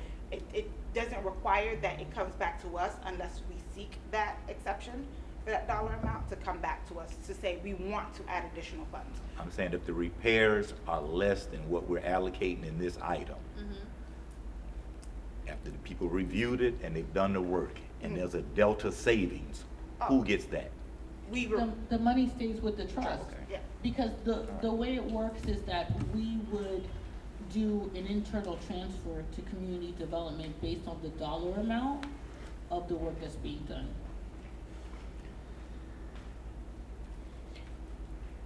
I'm okay as long as that this property remains homesteaded. The single-family portion, the owner has to stay in the property. I like that. That was my only caveat when we discussed this, that there already are 2 rental units, and that we're, using this in our home buyer program, so that needs to stay owner occupied. Is that the motion? I'm gonna depend on you to articulate that. You're much better at this than I am. So that's my only comment, and if that can be included, I'd appreciate it. Right before your motion. So our grant agreements already have that 10-year covenant with a 10% forgiveness every year. And it also includes the homestead. They're required to already have homestead for 5 years. So I'll make the motion to move I just in. want to make sure, because it's an exception and it's a triplex, we're stepping outside our bounds, that we got that in there. Because this is a little bit different.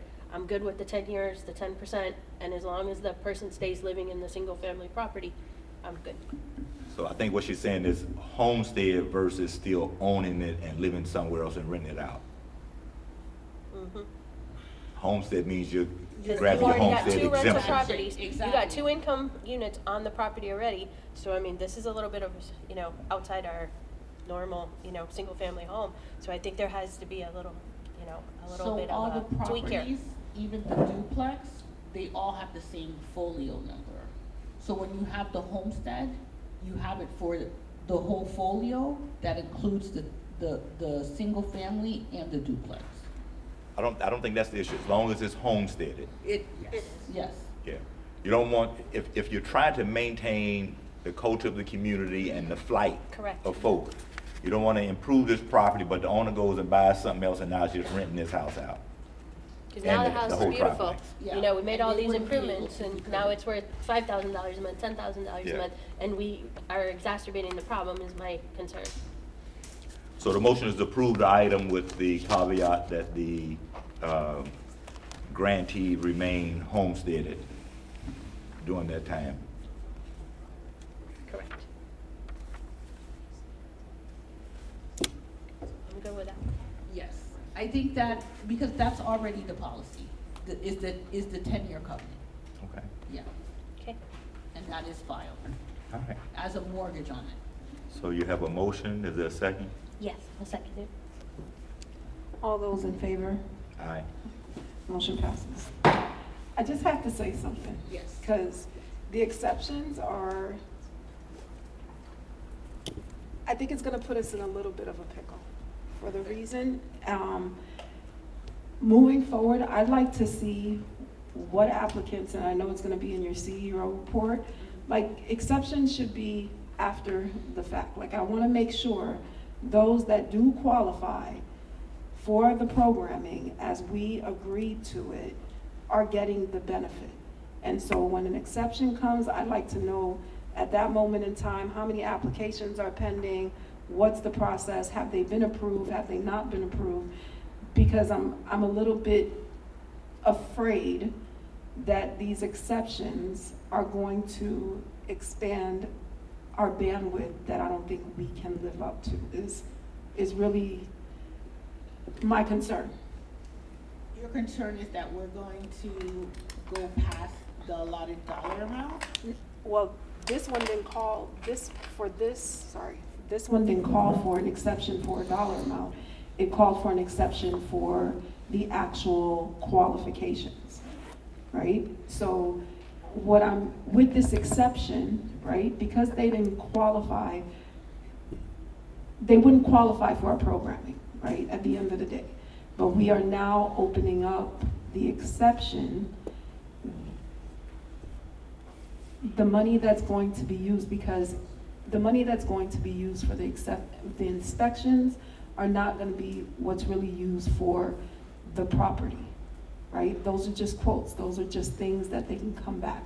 So I don't know why we can't have, preliminary inspections. If they're applying for funding, they can go and get a quote from someone. So it's making me a little bit, I can tell you it's making me a little bit uneasy. I mean, because we have very limited funding.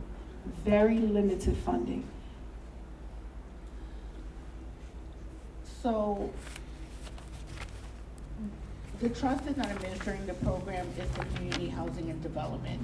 And they have a process due to procurement on how they obtain the inspections and do the bids to determine the work that needs to be done.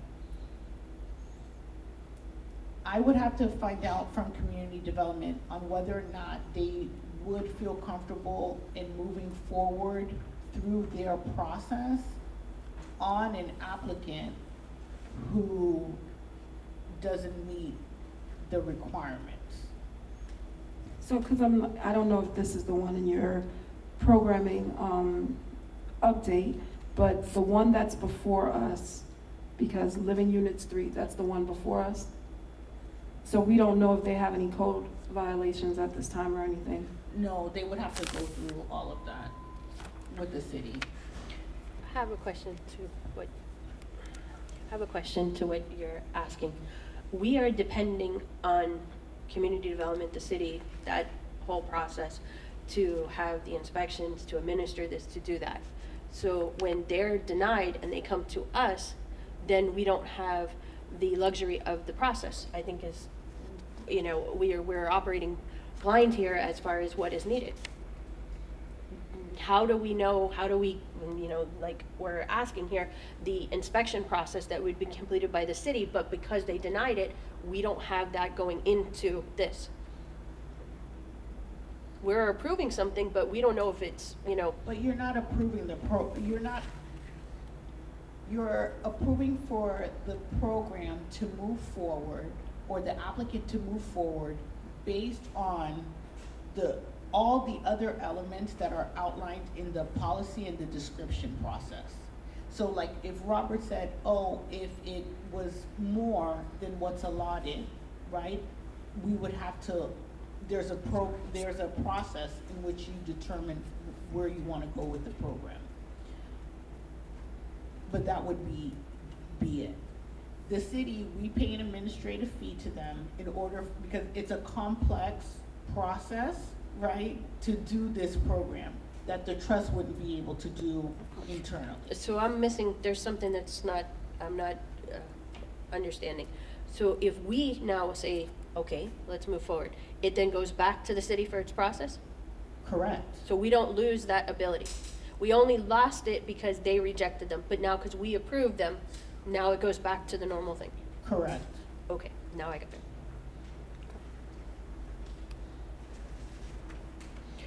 How, though, is this a conditional approval? I see it like that.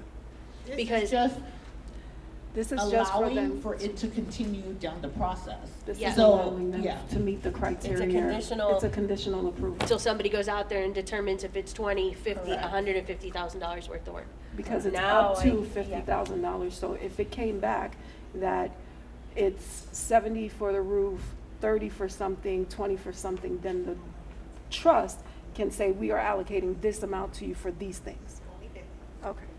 We don't have to do 50 though. No, It could be up to 50, so if there's one item that's 70, we obviously can't afford that. If there's another item that's 30 and one item that's 10, then they'll be getting 40. I do think though that Mr. Holland brought up something important, because if, for example, it is 70 for the roof, you can't move forward with anything else without fixing your roof and making it watertight. Herein lies, the devil's in the details, because I can fix Because windows then and doors. that's gonna be for another exception for them to get additional funding. Windows and doors, Which maybe is what, 10, 20, 30,000. which I And now we got a $70,000, see it as a $80,000 roof. challenge. We got to replace beams, wood, everything. And so if you don't dry in the roof, what's the point of fixing the house if it's raining inside the house? So, yeah, I see your path. Yeah. Because then now we're turning, if we don't approve the roof, now we're turning down an applicant that needs a roof. So the item has already been approved? Yes. Okay. Okay.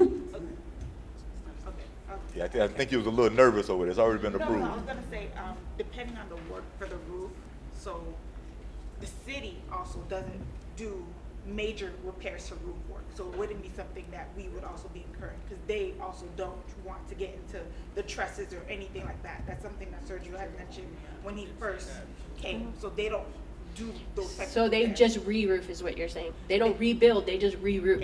Yes, the city. There's a criteria, if you got a shingle roof that's 12 years old and you just need to re-roof, but it hasn't been leaking for 10 years where it's done significant damage. Yeah, they don't get into trusses, they don't get into all of those things. Yeah, because, Yes, there's a big difference of re-roofing and rebuilding. yes. Yeah. Big difference dollar wise.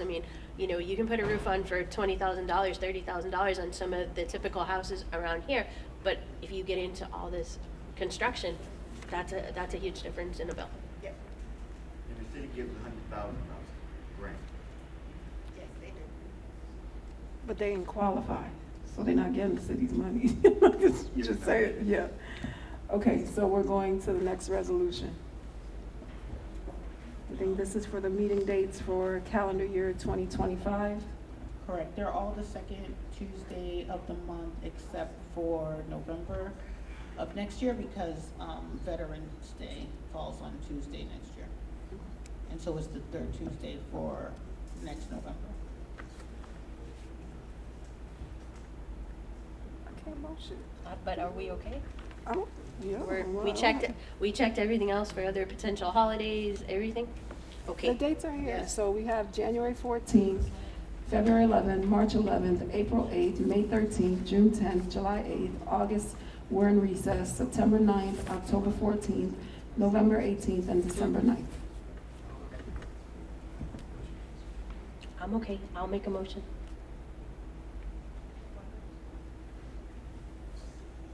Second. All those in favor? All right. Motion passes.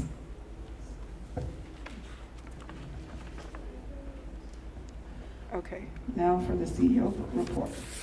I will try to move as quickly as I can. For administrative updates, as Kevin from FIU had stated in reference to Little Haiti Stories, we're currently inviting people to upload their videos to a website. We're also willing to tape it for them, 60 seconds to 90-second personal video, and that's part of the FIU initiative. Other administrative updates is our participation at community events to do outreach. Planning and zoning already provided the update in reference to the pre-building. As far as ongoing efforts, we are working to create a financial literacy program and the job training program as we're waiting for, we talked about Magic City and the jobs that are coming online, so we're still working to establish those programs. We had a meeting with FIU and construction last week, We're still working with the city department, and hopefully we'll have further updates next month. County properties. So we had met with MD in reference to a few properties, vacant lots, that could possibly be conveyed to the city. And through that meeting with the Miami-Dade Economic Advocacy Trust, they provided us with an MOU. The MOU was reviewed by legal and returned to them with edits.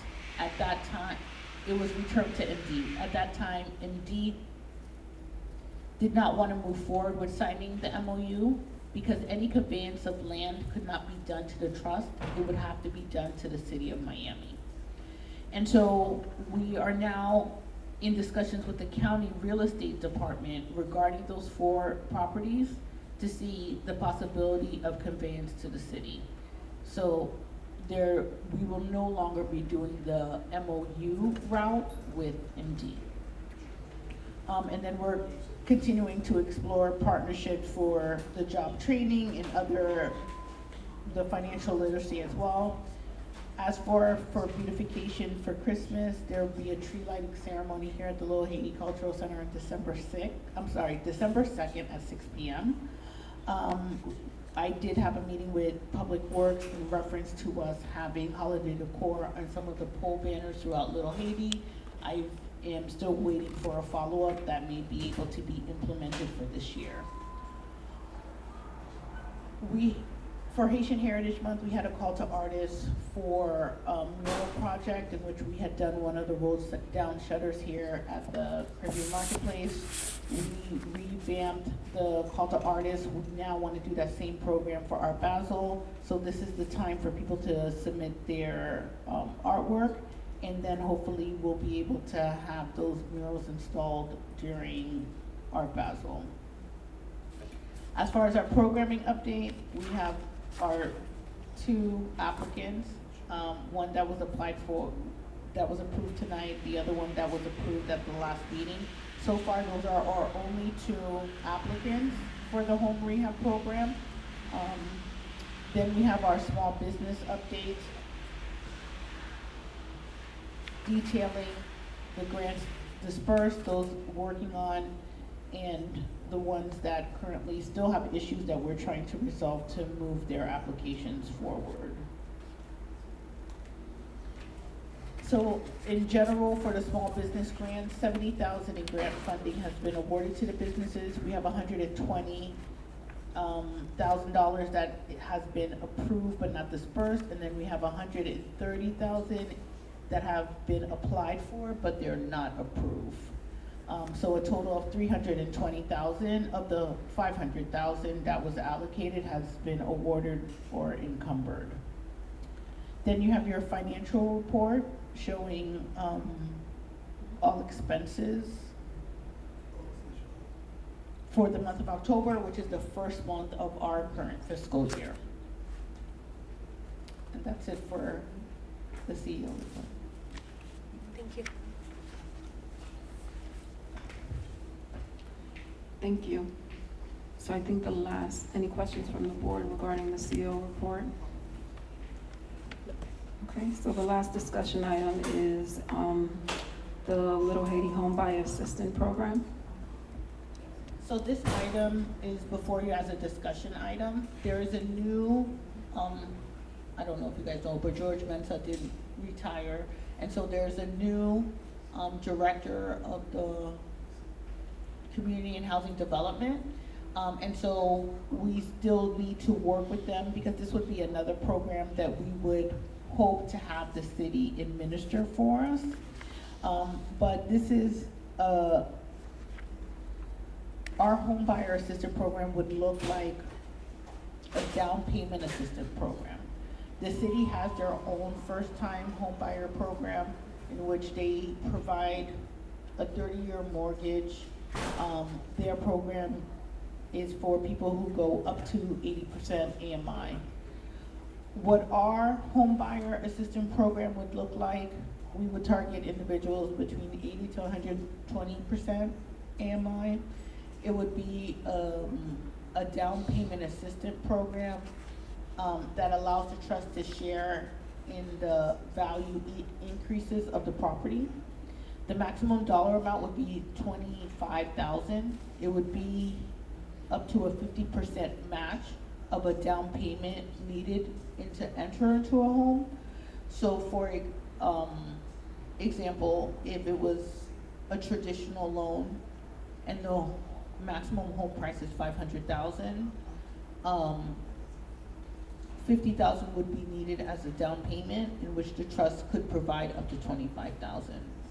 If it was an FHA loan that only required 3.5%, the total down payment required would be $17,500 or $17.5, and the trust would pay a maximum of $87.50 towards that. This program would allow for the individual to be able to layer this program with a city program or any other down payment assistance program. As far as repayment, before the 10 years, the applicant would have to, if they did decide to sell the property, would have to repay back the amount that they received in the assistance and the percentage of appreciation of the property. So they would be repaying both the dollar amount that they received and a percentage of how much the property appreciated. If the property appreciated 20%, then the grant amount they received plus that 20% would be required back. After 10 years, if they decided to sell the property, but prior to 20, they would only be responsible to repay the percentage of the appreciation of the property and actually not the dollar amount of the grant. And then long term, after 20 years, if the property was sold, then the grant amount would be forgiven. So this is the process that is coming before you for discussion. It has not been reviewed by Community and Housing Development to provide us feedback on exactly how this program could be administered. But I wanted to bring it for discussion, and this would come back before you once they would confirm the details as outlined.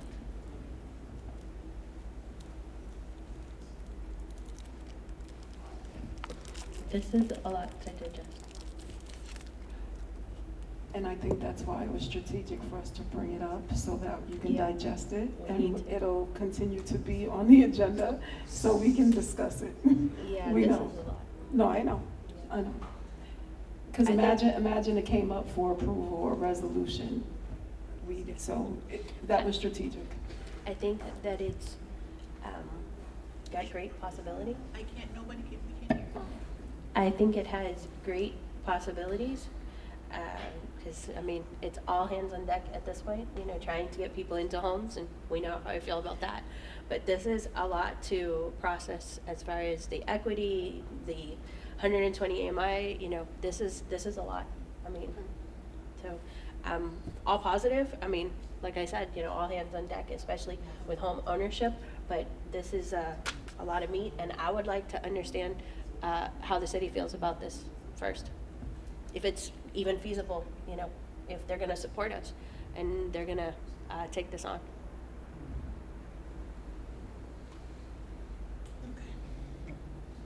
But, I mean, this is good progress of thinking outside the box. Not a bad idea at all. So when you talk about the city, meaning they would be the ones actually administering this process for us, similar to the other home buyer assistance program? Yes. Yeah, what I heard So is that they haven't reviewed this yet. So no, they haven't reviewed this yet. So the city has their own program, and actually D5 has their own program. Both of these programs are actually like 30-year mortgages that act as second mortgage on the property.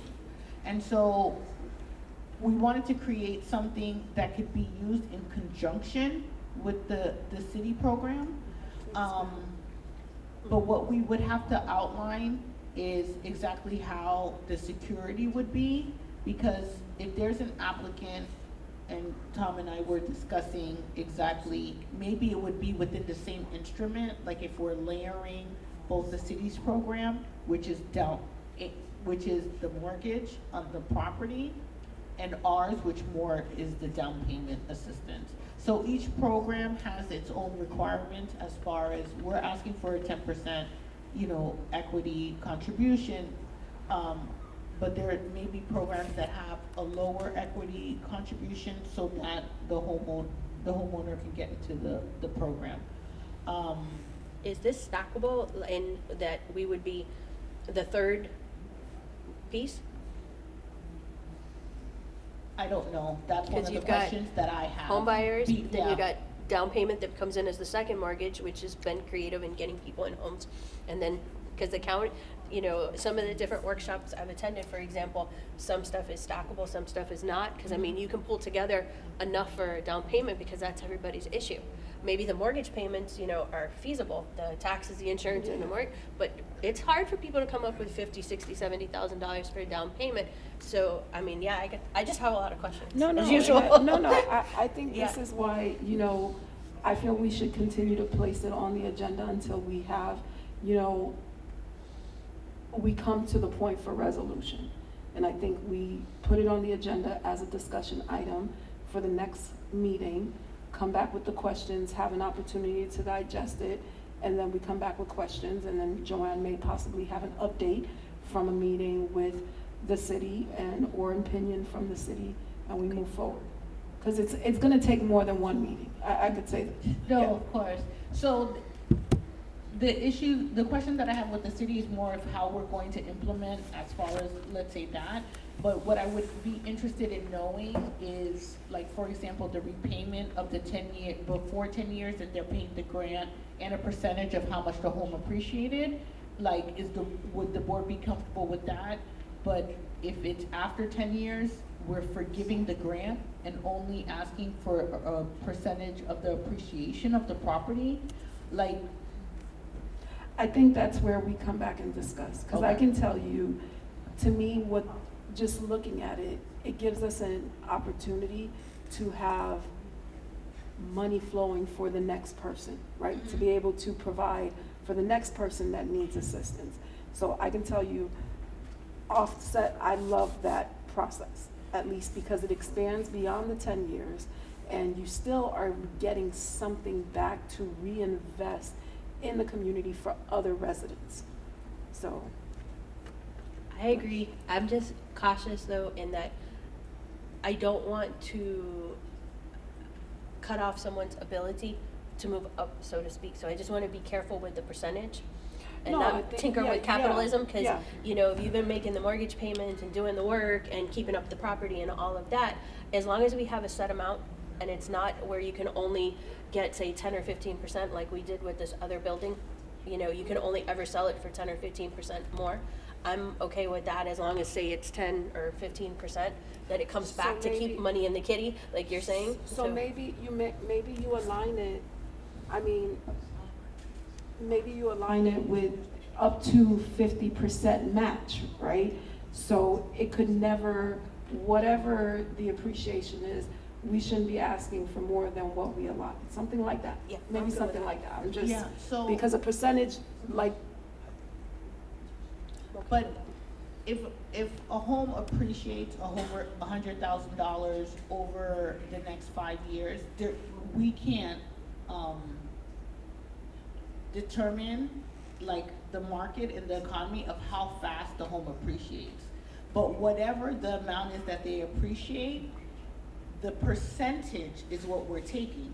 So at the end of the day, we're only taking a percentage of the appreciation, which is the difference from when the price that they purchase the home and the price that they sell the home. And I So guess we they're just still want to make sure, leaving, with that equity. Because at the end of the day, it's so granted still to assist the community. We don't want this to be like a money-making business, if that makes sense. That's what I'm so here for. yes. So just, I think the same way there was a max on how much we would contribute.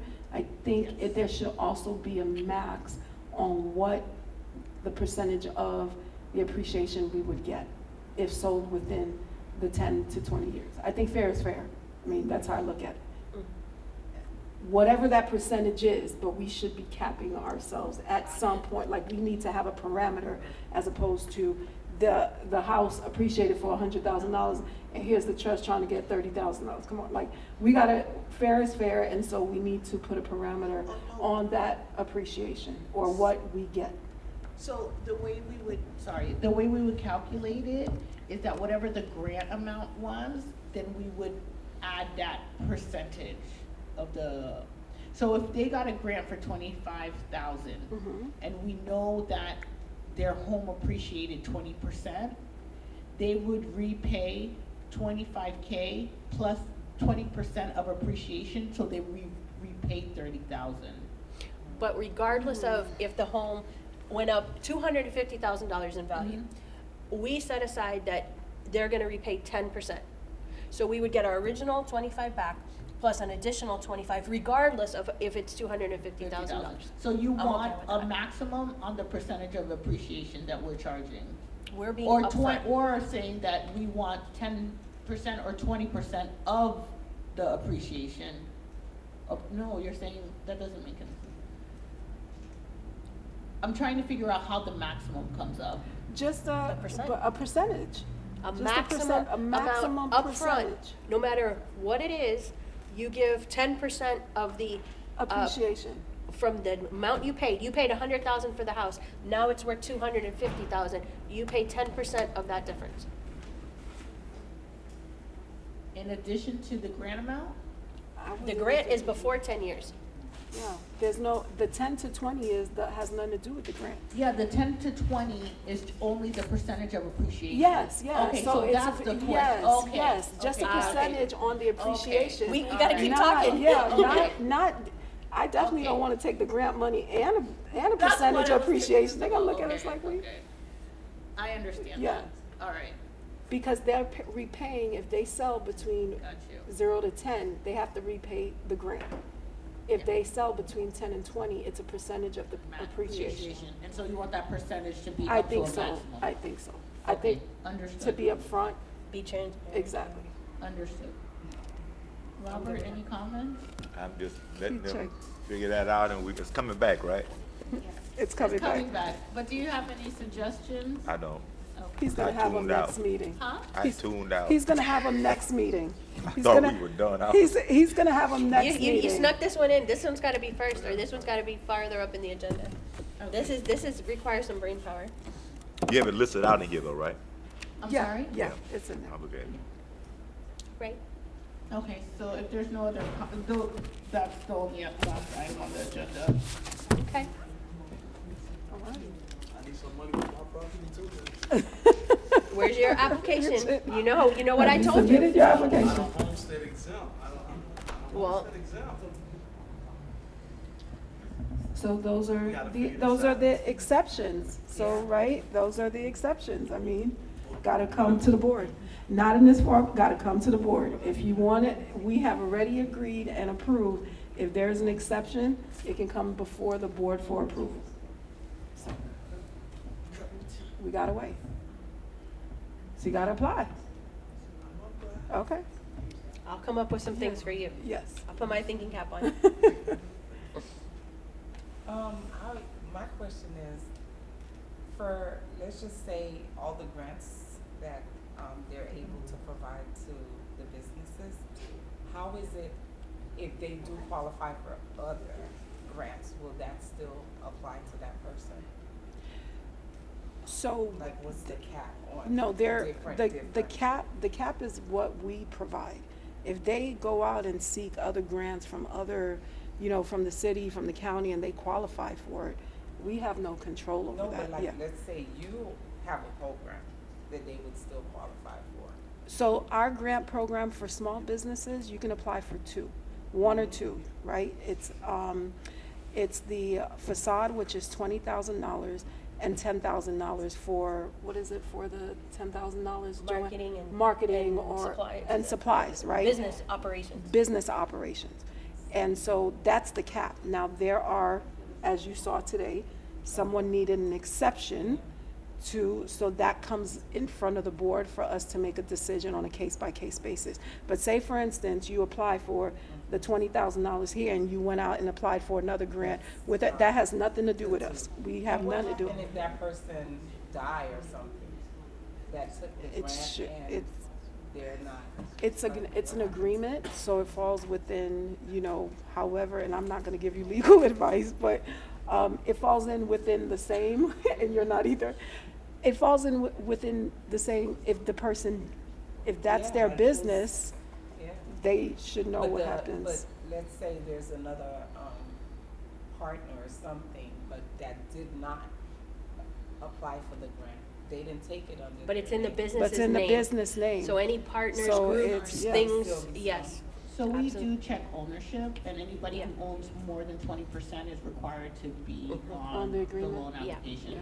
So either they have a partnership agreement, or we can tell ownership by looking at the business taxes and the K-1 schedules.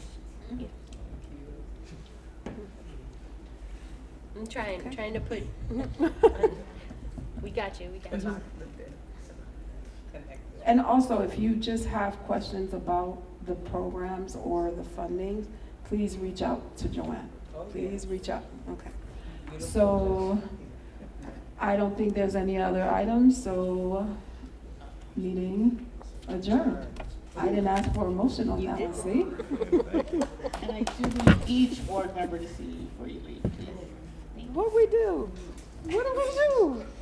You're gonna get scolded. Okay, Joanne, I really love the technology, but it's a little bit overwhelming. It's a lot of, it's just. There's devices I feel like everywhere. there's devices everywhere.